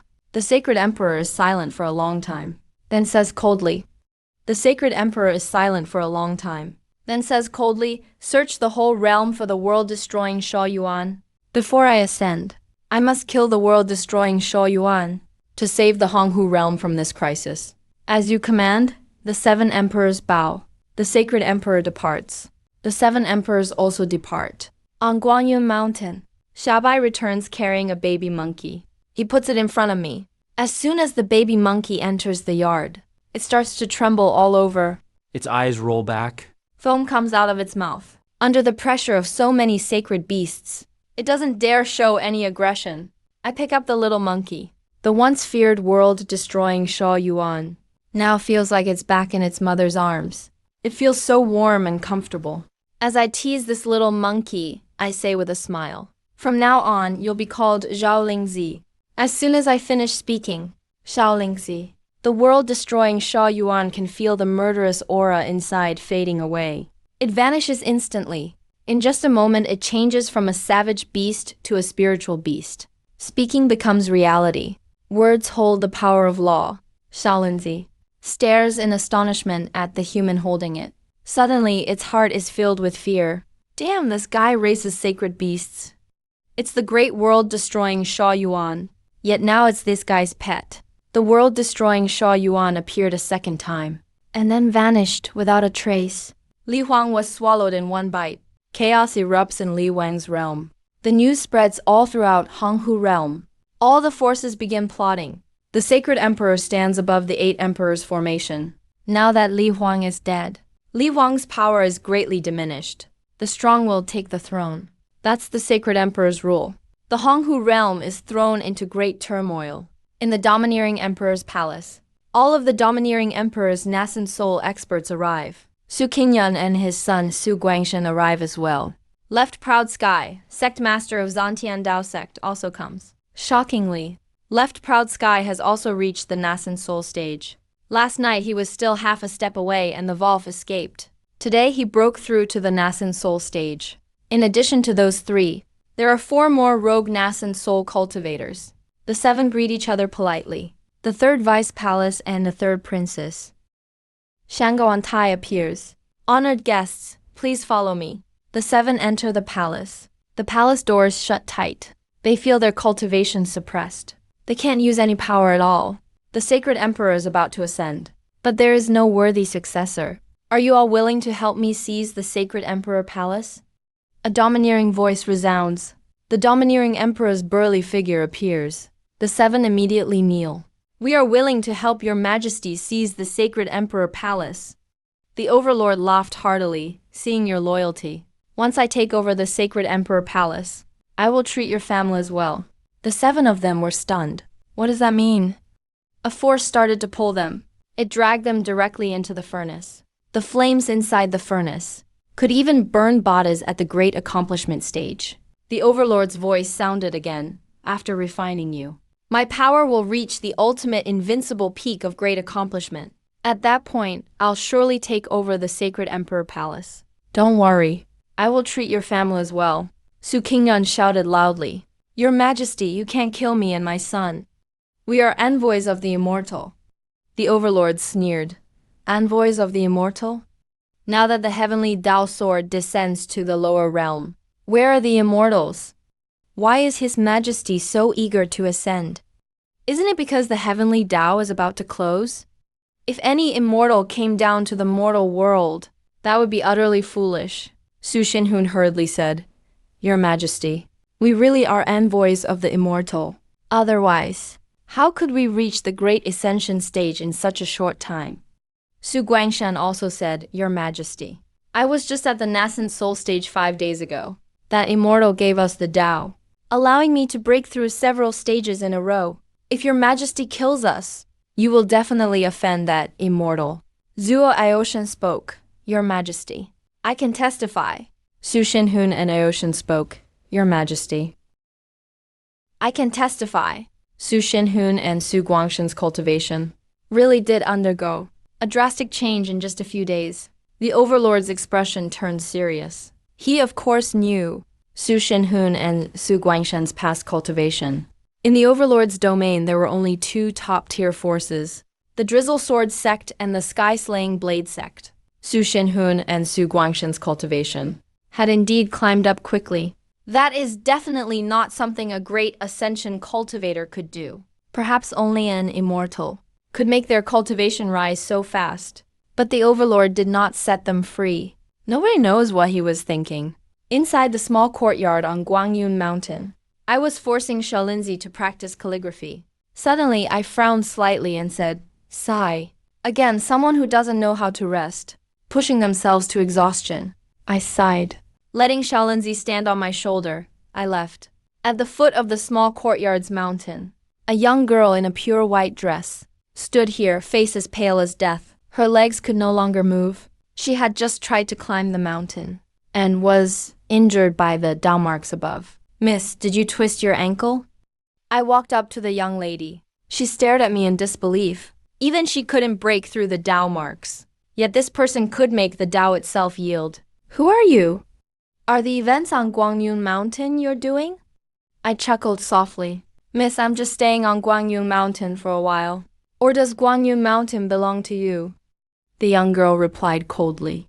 There is a bamboo house in the bamboo forest on the back mountain. Did you touch it? No, it's still there. She formed hand seals. A cloud rose up beneath her. She was going to head to the back mountain.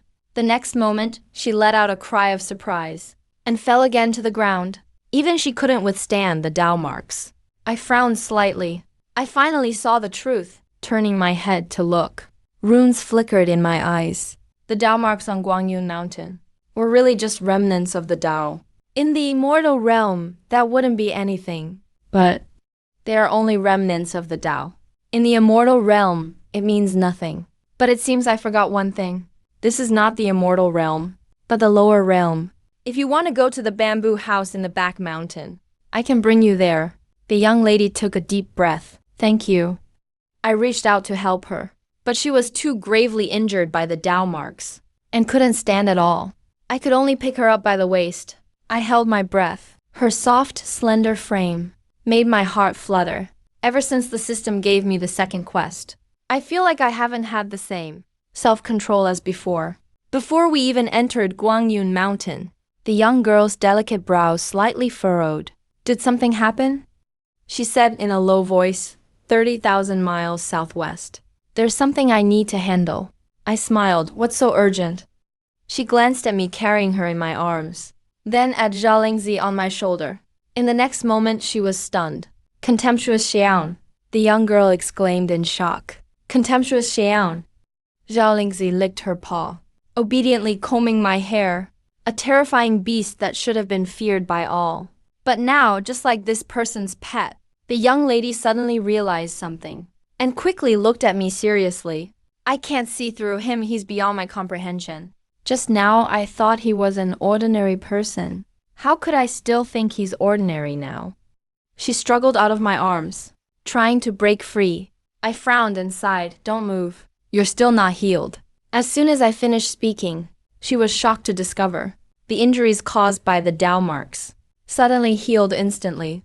Those were Tao mark injuries. Even the best healer would take at least 10 years to recover. But this man before her healed her injuries in one sentence. His words have the power to shape reality. Everything goes as he says. She hurriedly broke free from my arms and knelt down immediately. I deeply offended you just now, Senior. Please don't hold it against me. The young girl hurriedly broke free from my embrace. She immediately knelt down, apologizing for her earlier offense. I hope you won't blame me, Senior. I frowned. Damn, did she just realize I'm actually older? I sighed lightly. Get up. Actually, I'm not that old. The girl straightened herself up. Her pretty face was full of confusion. Clearly, she didn't understand what I meant. The girl respectfully said, Senior, I have urgent business at the bamboo lodge in the back mountain. But there's also something urgent I must handle 30,000 miles to the southwest. May I ask you to let him go and handle it? She pointed at little Lin on my shoulder. Both little Lin and I were stunned. Little Lin can handle it? I was a little puzzled. But how could I refuse a beautiful woman's request? I truly embodied the saying, choosing love over friends. I grabbed little Lin and tossed him aside. Hurry back. Little Lin looked aggrieved. He glanced fearfully at the young girl. Without looking back, he headed southwest. I smiled and said, Miss, let me escort you to the bamboo lodge in the back mountain. The girl saluted. Thank you, Senior. You're welcome. May I ask your name, miss? How old are you? Are you married? The girl looked about the same age as Su Qingling. But this is the world of cultivation. You can't judge actual age by appearance. This girl was much more cautious than Su Qingling. Su Qingling still had her innocence. This girl gave off a mature charm that fascinated me. The more guarded she was, the more intrigued I became. Damn this system. What has it done to me? I don't understand either why I lose control like this in this regard. It's just a woman.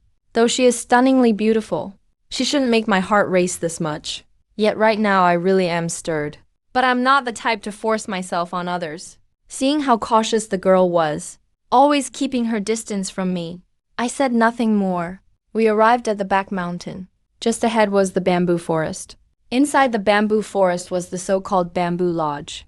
The girl's pretty face was instantly filled with shock. How could this be? Just ahead was the bamboo forest. Inside the bamboo forest was the so-called bamboo lodge. The girl's pretty face was instantly filled with shock. How is this possible? Impossible, totally impossible. Looking at the bamboo forest in front of her, the girl was full of disbelief. She was almost incoherent. There was a faint smile on my face. I was not one bit surprised. This bamboo forest was originally just ordinary bamboo. After my cultivation and improvement, it turned into Thunder Echo Immortal Bamboo. The bamboo was like thunder, shooting up toward the heavens.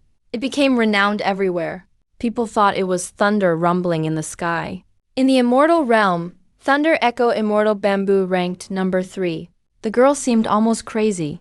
I said nothing. We arrived outside the bamboo. The bamboo lodge was also built from Thunder Eco Immortal Bamboo now. The girl went in directly.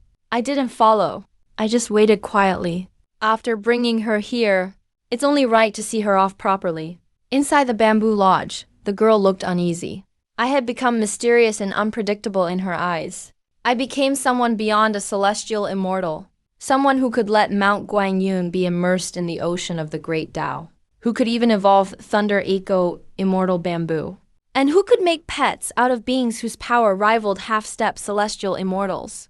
Doom calamity specters. Such a person can't possibly be ordinary. The girl was fully convinced that, at the very least, I was a Yuanxian. Perhaps even stronger. Yuanxian Celestial Immortal is just the first step for immortals. They forge their immortal bodies and have endless lifespans. Yuanxian surpasses Celestial Immortal, not only much stronger, but almost immortal. Endless lifespan and immortality are completely different concepts. Endless lifespan just means you won't die of old age. You can still be killed. But immortality means not even being killed is possible. Every Yuanxian has no idea how long they've lived. Their personalities are certainly eccentric. You can't judge them by normal principles. He just asked my name, my age, and whether I'm married. What's he planning? The girl was filled with anxiety. Being questioned by a Yuanxian who's lived who knows how many tens of thousands of years.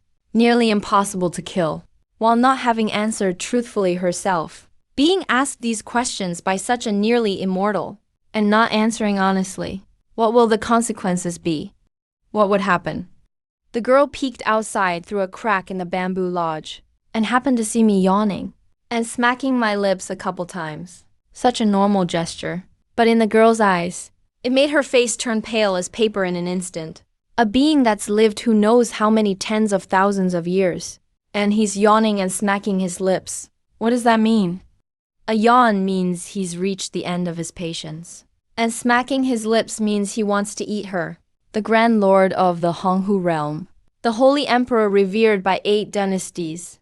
At this moment her body went limp with fear, her complexion as white as paper, her lips turning blue. Suddenly her eyes rolled back, and she fainted right there. The black thunder orb in front of her, still not stabilized, lost control, and began radiating an extremely terrifying aura. I really was running out of patience.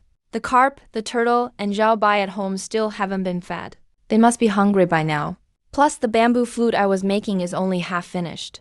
I'm anxious to complete it, and then play a song that soars to the clouds. Just as I could barely hold back reminding the girl, the bamboo lodge collapsed. Luckily, it collapsed outward. Otherwise, it would surely have crushed the girl. I rushed forward, but what I saw left me completely stunned. The girl was lying on the ground. Her clothes had all somehow disappeared. Her snow-white, flawless body was right before me. And there was that pitch-black thunder orb. How careless could this be? Even a fool could tell at a glance. The girl's clothing was blown to pieces by that pitch-black thunder orb. Why was a girl messing with something like that? What is a young lady doing with this sort of thing? The girl slowly opened her eyes, felt the chill, and instantly new white, clean clothes covered her body, shielding her from view. But seeing that pitch-black thunder orb, the girl's pretty face was instantly full of terror. Her expression changed. If that out-of-control black thunder orb explodes, the entire Honghu realm might be destroyed. She possessed unrivaled power in the Honghu realm, yet even she couldn't suppress the pitch-black thunder orb any longer. The thunder orb. She possessed unrivaled power in the Honghu realm, yet even she couldn't suppress the pitch-black thunder orb any longer. Thunder orbs come in 4 colors: silver, gold, purple, and black. The Honghu realm can only withstand silver thunder orbs. Silver thunder orbs were what the girl tried to forge. Gold thunder orbs are already the first-class thunder orb. If one exploded in the Honghu realm, it could wipe out the whole realm. If a purple thunder orb exploded, all worlds would be annihilated. The black thunder orb is the most terrifying of all. If it explodes, not even the immortal realm would survive. If the black thunderball explodes in the Honghu realm, every living being in the Honghu realm might not even have a chance to reincarnate. It's my fault that all beings suffer. Tears streamed down the girl's eyes. As the Holy Empress, she always protected every living being in the Honghu realm, united all of Honghu, and established the 8 emperors formation so that life could flourish in Honghu. She never imagined she would actually bring harm to everyone in Honghu. The black thunderball is already out of control. The rules of heaven in Honghu can't suppress it at all. It'll blow up soon. When that happens, everything will end. Miss, are you alright? I wanted to go forward and help her up, but recalling what happened before, I still didn't reach out. The girl looked at me, her eyes suddenly filled with a glimmer of hope, as if she grabbed the last straw. She used all her strength to kneel before me. Please, Senior, protect all the living beings of Honghu realm. I was stunned, miss. What do you mean by that? Just as she was about to explain, she suddenly looked at the pitch-black thunderball. She could sense it was about to explode. Her face was full of despair. She had already lost hope. Even if the person in front of her was a prime immortal, there's no way to suppress the black thunderball that's about to explode. Is this fate? The girl took a deep breath and became unexpectedly calm. Didn't you want to know my name? My name is Nengong 1. I can't quite remember my exact age. It should be over 5,000 years. As for marriage, I've never found anyone. I was stunned.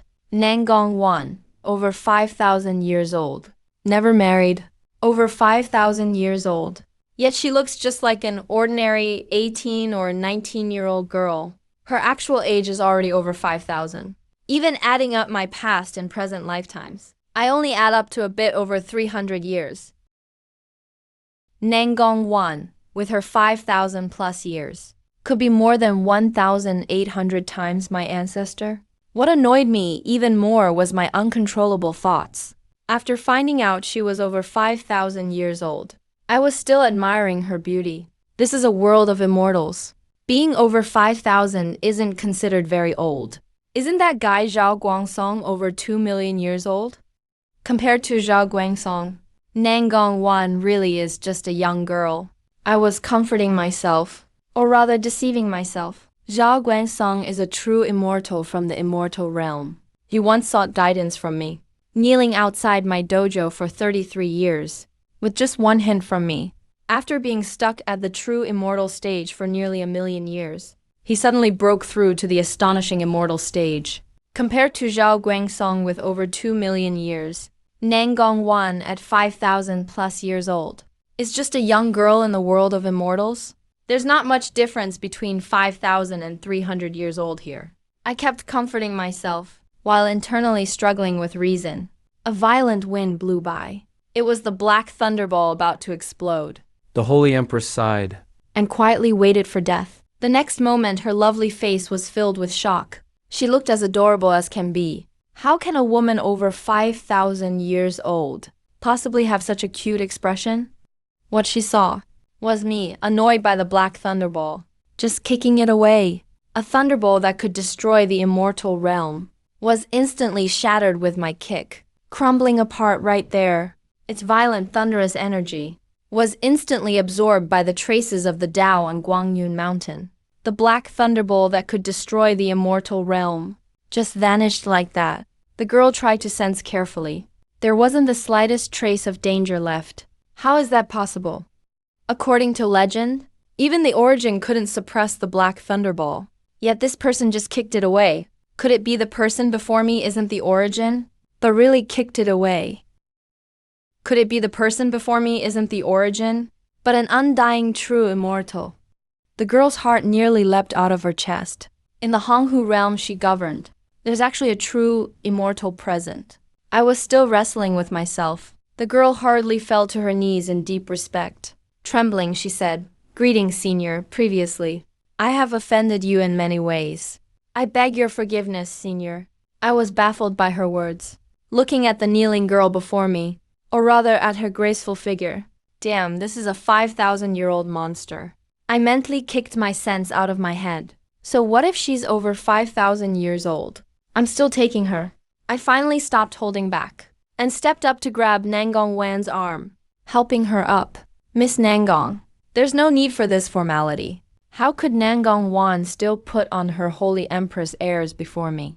The person in front of her just kicked away a black thunderball that could destroy the immortal realm. An undying true immortal.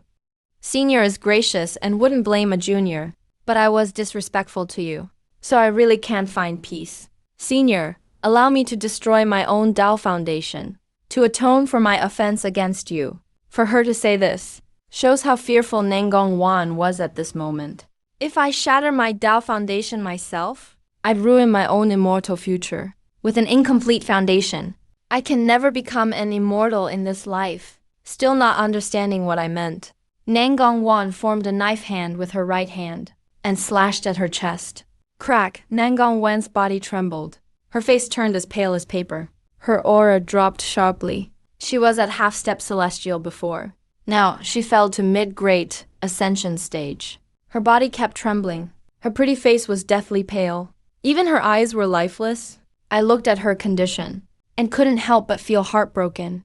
After Nangong Wan shattered her Tao foundation, she was so weak she couldn't even stand. She fell directly into my arms. I took the opportunity and gently held her, sighed and said, "Why bother? I didn't even blame you." Nangong Wan replied weakly, "I beg you, Senior, have mercy on all living beings. Please don't bring punishment. Is it all for the living beings?" I was shocked, deeply impressed in my heart. Nangong Wan did this for the people of Honghu realm. Is it for all living beings? I was stunned and couldn't help but feel admiration. Nangong Wan. She destroyed her own foundation for the sake of the Honghu realm's people. A young woman can actually shoulder the fate of everyone. I even felt ashamed of myself. The next moment, I picked Nangongwan up in my arms. Nangongwan didn't dare to struggle at all. Come to my place and heal. I sighed. Carrying her, I walked toward my small courtyard. Drizzle sword sect. Grandfather and father's life swords have shattered.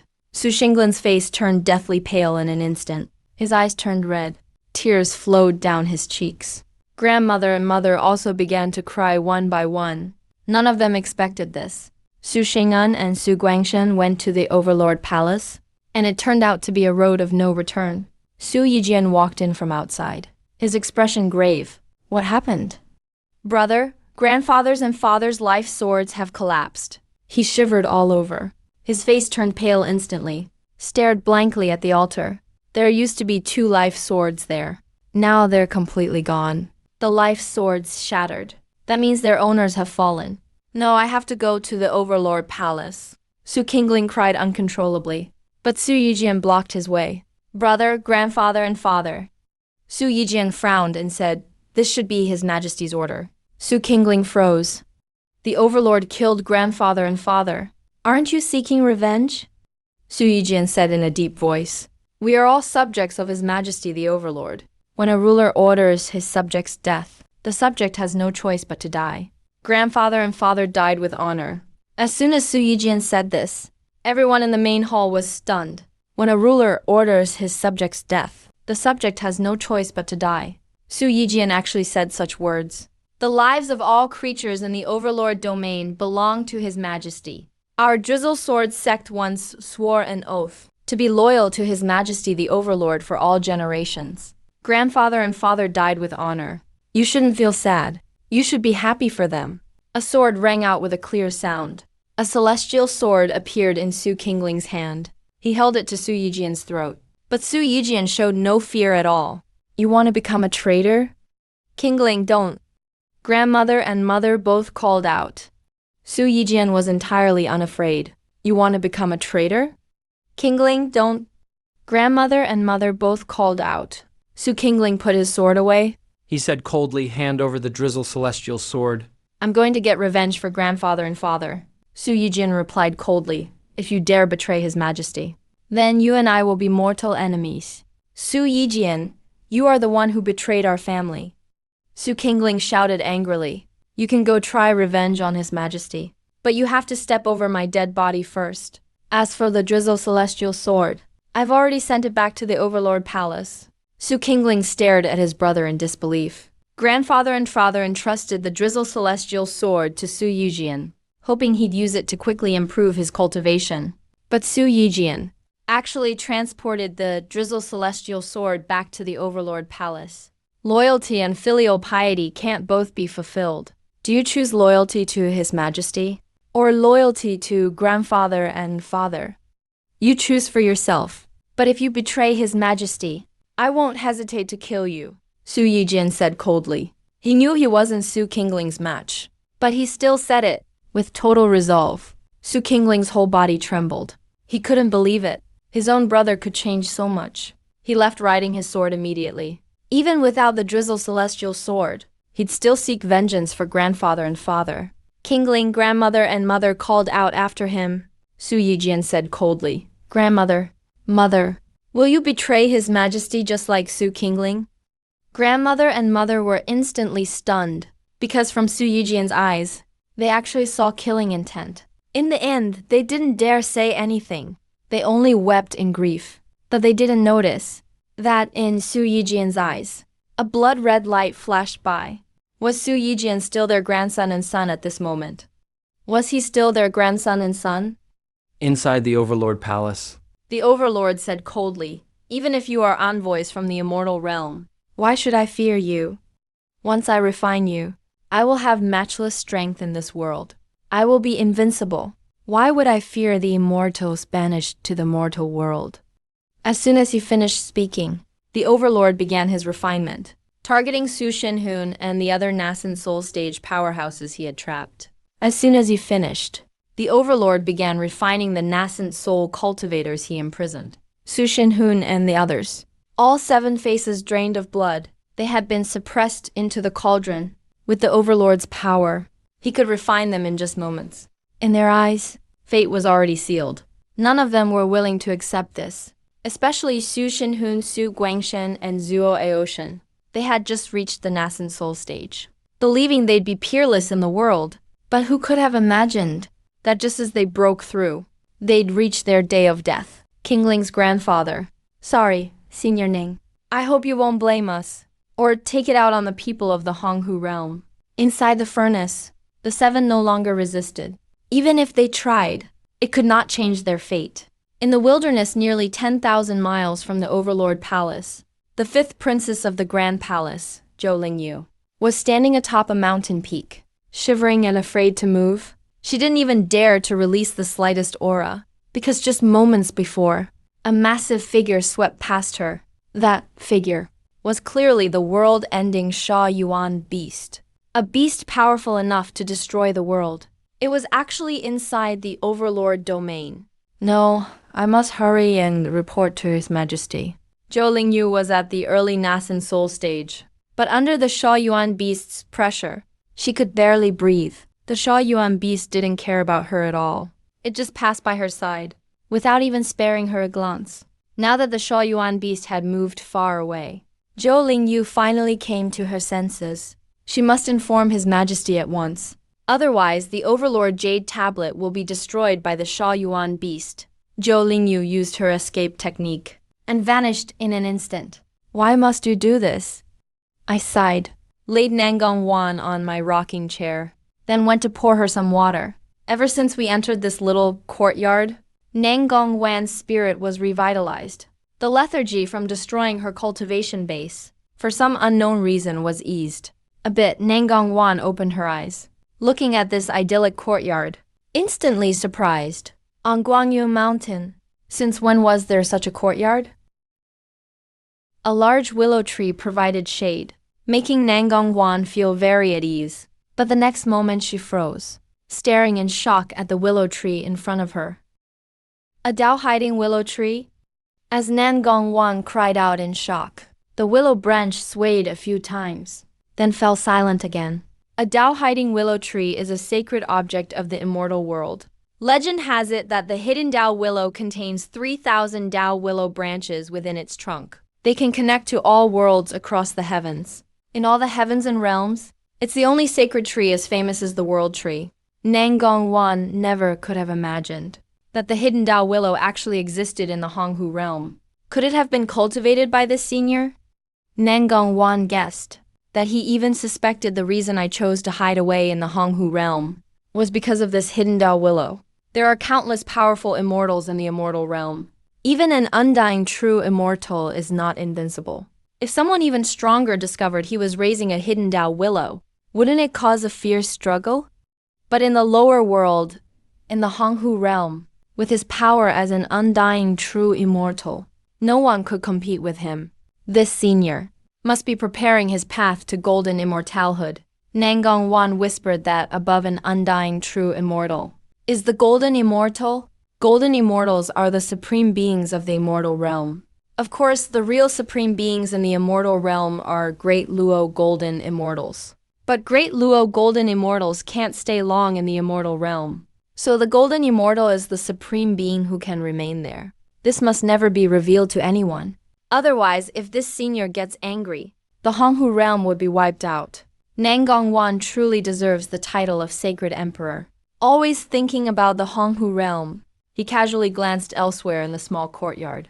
A small koi pond, with a few koi swimming inside. A few turtles were sunbathing by the pond, a few hens nearby, and a little white cat basking in the warmth. This really is a heavenly paradise on earth. For an undying true immortal, arranging a paradise in the mortal world is no big deal at all. My voice rang out from the kitchen. Miss Nangong. My voice rang out from the kitchen. Miss Nangong, you should rest for now. Later, I'll stew some chicken soup for you to recover. All the hens shivered suddenly. A wave of power almost shattered Nangong Wan's very soul. Suddenly appeared. She couldn't even breathe. Little girl, if our master wants to stew and eat us, we'll kill you before we die. Who? Nangong Wan quickly looked around. Her gaze finally landed on those hens that were staring at her. In the next instant, her face changed dramatically. On those hens, images of vermilion birds appeared one after another. These aren't just hens at all. They're obviously vermilion birds. Sacred beasts, vermilion birds. At least at the level of frightening immortal realm. Nangong Wan began to tremble. One vermilion bird spoke up. Did you understand, little girl? Not only will you die, the entire Honghu realm will be destroyed as well. Nangong Wan hurriedly replied, Senior. I won't let that senior stew you. Good, just stay put and behave. You're not allowed to tell the master about our true identities. Or you'll still die, and the Honghu realm will still be destroyed. Nangong Wan quickly nodded. Understood. The pressure vanished. Nangong Wan couldn't see the vermilion birds anymore. She gasped sharply in shock. She looked toward the koi in the pond. An old voice rang out, Stop looking around, or I'll eat you. Nangong Wan's whole body shivered. A koi in the pond suddenly transformed into a dragon. But in the blink of an eye, it turned back into a fish. The turtles by the pond instantly became black tortoises, and then turned back into turtles. The white cat basking nearby became a white tiger. Then immediately all four sacred beasts reappeared. Nangong Wan was stunned, and even forgot to breathe. In this tiny courtyard, all four sacred beasts were actually gathered together. And there was even a hidden Dao willow. Who is this senior, really? Only now did she realize how reckless she'd been. If I angered him, the Honghu realm would be destroyed at his whim. Only now did she realize how reckless she'd been before. If I ever angered him, the destruction of the Honghu realm would take just a single thought. I came out of the kitchen holding hot tea and set it in front of Nangong Wan. Miss Nangong, drink up. Nangong Wan dared not hesitate. If she could move at all, she would have already knelt down. She hurriedly picked up the scalding cup and gulped down the hot tea. I was stunned. With a wry smile, I said, It's hot. Take it slow. Nangong Wan nodded quickly. She dared not touch the second cup of tea. Her pretty face was full of shock. She suddenly felt a roar of Dao from within her. The Dao foundation she had shattered was instantly restored.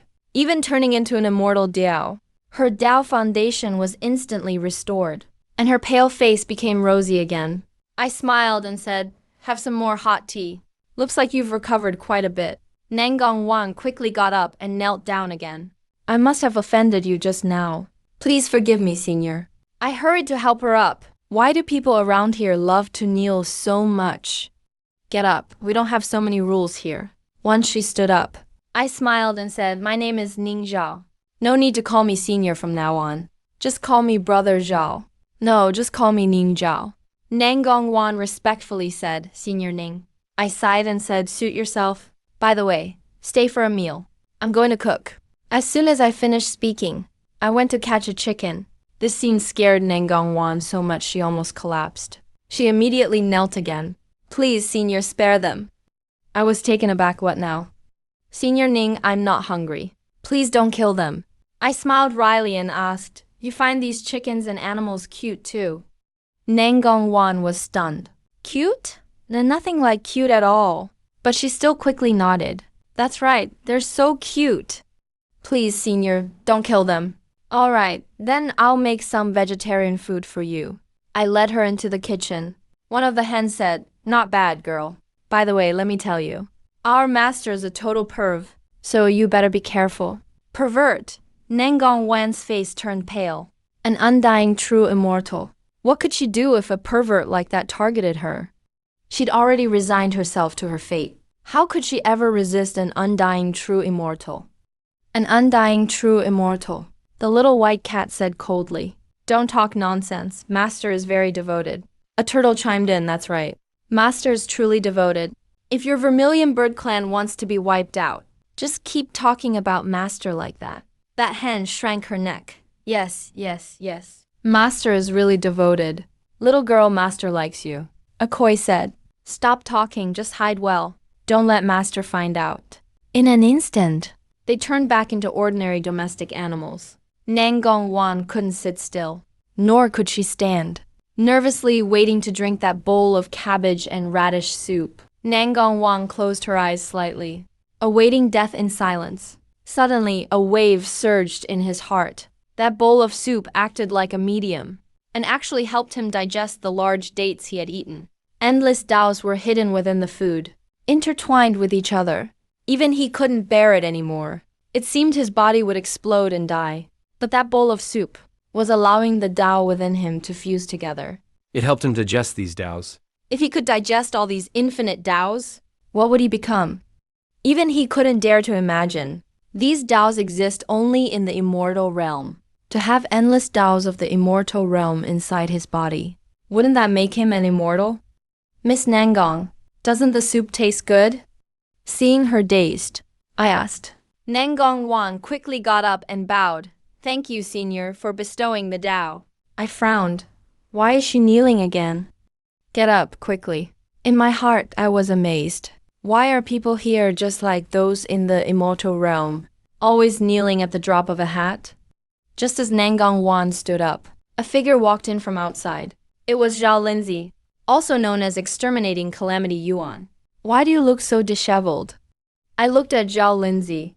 Zhao Lindsay gestured with "oh-ohs," as if trying to tell me something. I smiled wryly. I don't understand monkey talk. Are you saying the heavenly Dao is closed and the rules are in chaos? Somehow Nangong Wan understood him, and a shocked Zhao Lindsay nodded hard. He started owing again. I still couldn't understand, but Nangong Wan's face turned pale. She bowed towards me and said, Senior, I have something urgent to handle. Please let me return for now. I was surprised and asked, handle something? Please let me return for now.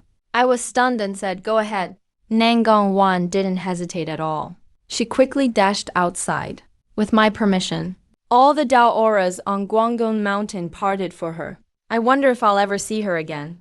Watching Nangong Wan's departing figure, I sighed deeply. Zhao Lindsay's eyes spun around, and he started hollering again.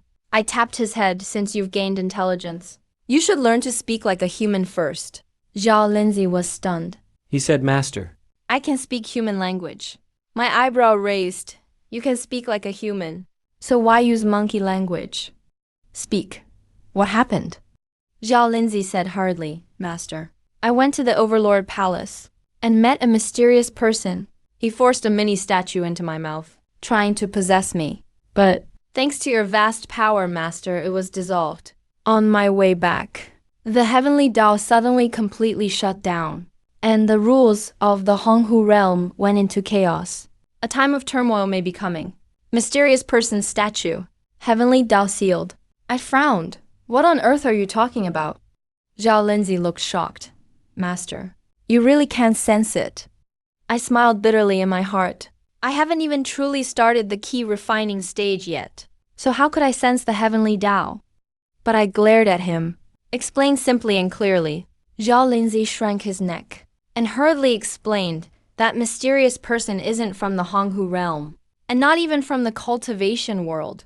That statue must be a terrifying existence on par with an immortal.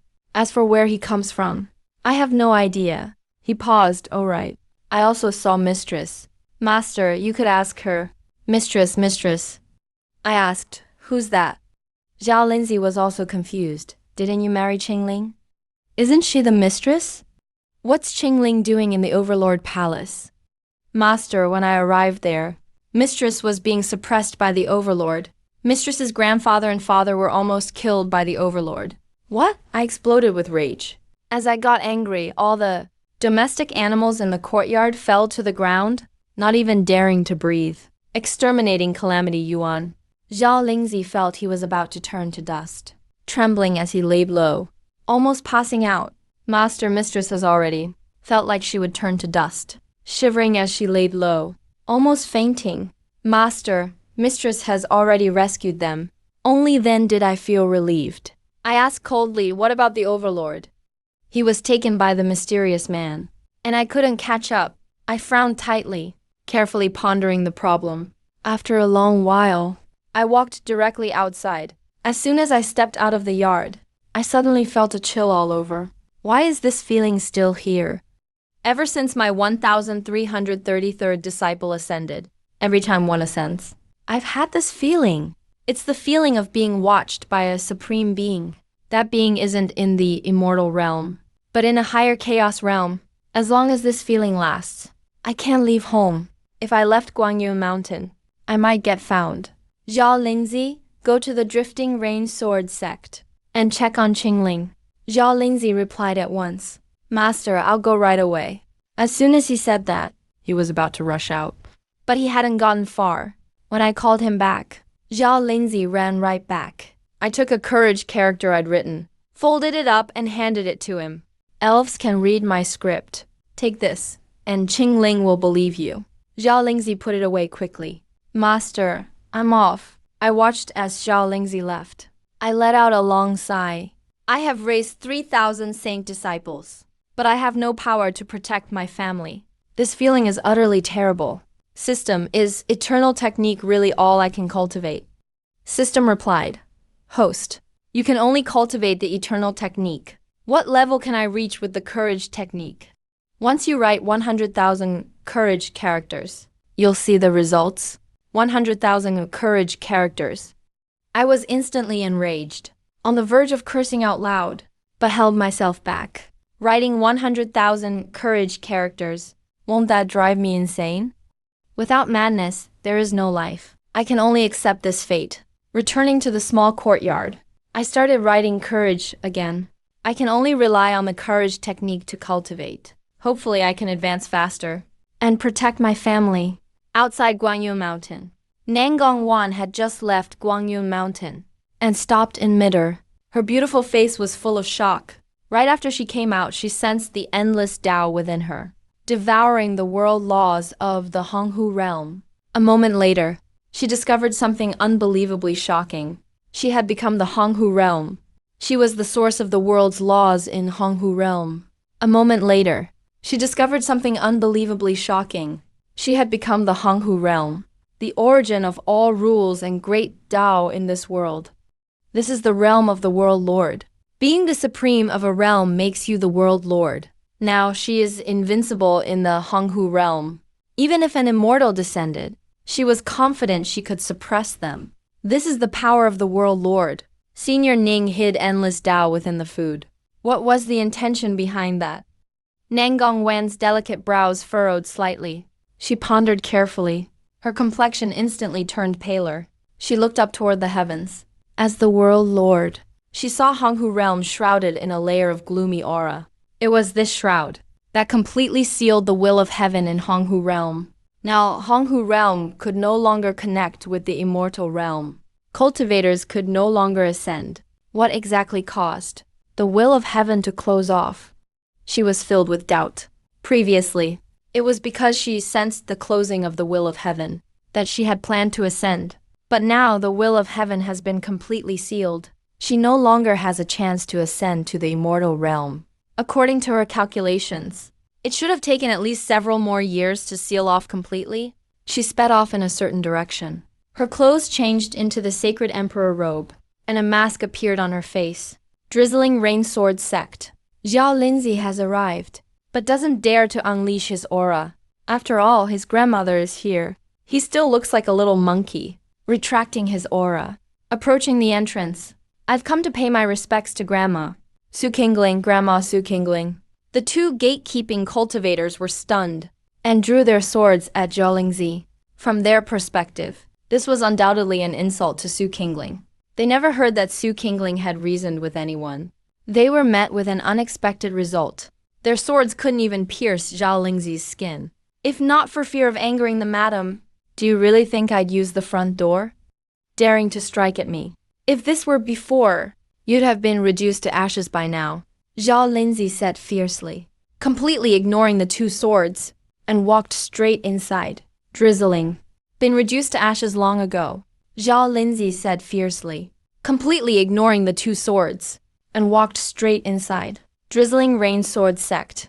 One powerful figure after another appeared, and all attacked with flying swords. Even a monster beast dares to break in. This is the glorious Drizzling Rain Sword Sect. They mistook Zhao Lingzi for a common demon beast. Magical weapons bombarded Zhao Lingzi. Not even a single hair was cut. He just withstood countless magical weapon attacks. Zhao Lingzi arrived in front of the Grand Hall of Drizzling Rain Sword Sect and bowed down. Zhao Lingzi has come to pay respects to Madame. The moment the madam appeared, Her voice exploded like thunder. All the powerful cultivators attacking turned pale in an instant. It was only then they realized just how strong this demon beast was. The will of heaven sealed. Honghu realm is completely isolated. No one can ascend. No connection can be made with the immortal realm and the boundless. Worlds lost contact too. The discussion hall at the top of the sacred emperor palace. 12 elders gathered here. Each face was heavy with concern. It seems the auras of their majesties have vanished. The third elder, whose hair and beard were all white, spoke gravely. The will of heaven is sealed. Our Honghu realm is completely isolated. Could it be that His Majesty has failed? His Majesty once said, He would use his path to immortality to stop the will of heaven from sealing. As long as His Majesty could ascend, the will of heaven would not continue to seal. Now that the will of heaven is completely sealed, could it be that His Majesty? The 12 elders all had the same thought. His Majesty, the sacred emperor, once said, If he ascends successfully, the sealing of the heavens would end. If he dies to the tribulation, the sealing of the heavens could not be stopped. Now the will of heaven is completely sealed. Could it be that His Majesty, the sacred emperor, has truly fallen? The Grand Elder spoke. The news of His Majesty preparing to ascend had just spread, and the 8 emperors started moving. The Power Emperor failed to seize Extinction Evil Origin, and was instead devoured. The 8 emperors targeted their own great nascent soul powerhouses, hoping to refine them to advance further. His Majesty disappeared. Power Emperor died. The 8 emperors also disappeared. Honghu realm is isolated. The remaining 6 emperors definitely won't keep quiet. The second elder frowned. If they do not stay quiet, we will deal with them. Another elder spoke. With His Majesty missing, we must stabilize the situation quickly. The Honghu realm should immediately summon the 6 emperors to report to the sacred emperor palace. If any come seeking to seize power, we will take control. If they refuse, we will raise troops and campaign against them. The Grand Elder spoke in a deep voice. There is news that Extinction Evil Origin appeared in the Supreme Emperor Palace and fought the Supreme Emperor. Everyone was startled. All their brows furrowed. The Grand Elder continued. The Supreme Emperor now possesses power not weaker than Extinction Evil Origin. Such strength should not be less than His Majesty the Sacred Emperor. What do you all think of the strength of the other 6 emperors? An elder said in a low voice. It seems they've been hiding their strength this whole time. Once they learn that His Majesty the Sacred Emperor vanished, they'll surely make a move. The Grand Elder nodded. Only His Majesty the Sacred Emperor could keep them in check. The disappearance of His Majesty the Sacred Emperor cannot be revealed. What follows will proceed as previously arranged. One of the 6 emperors will be chosen as the successor to the Sacred Emperor. With those words, everyone in the discussion hall fell silent. It's understandable that they are unhappy. As the 12 elders of the Sacred Emperor Palace, their power and status are far above the clan of 8 emperors. Yet the successor will be chosen from the 8 emperors, and not from among themselves. How could they possibly be happy about this? The second elder spoke. Everyone, are you really willing to see the Sacred Emperor throne inherited by outsiders? Everyone raised their brows slightly. The 12th and lowest ranked elder, Luo Chuan, frowned. Second elder, what do you mean by this? The Sacred Emperor throne being selected from among the 8 emperors is something His Majesty decided. Second elder shook his head. Now that His Majesty's fate is unknown. If the 8 emperors start a war for the Sacred Emperor position, the Honghu realm will be thrown into chaos. That's definitely not what His Majesty wanted. The third elder nodded and said, Second elder is correct. What His Majesty wanted was peace in the world, not endless war. The Grand Elder looked around at everyone. What do you all think? Some elders' lips curled up slightly. The Grand Elder, Second Elder, and Third Elder's harmony seemed spontaneous, but actually had been planned. Several other elders chimed in. We will follow the Grand Elder's decision.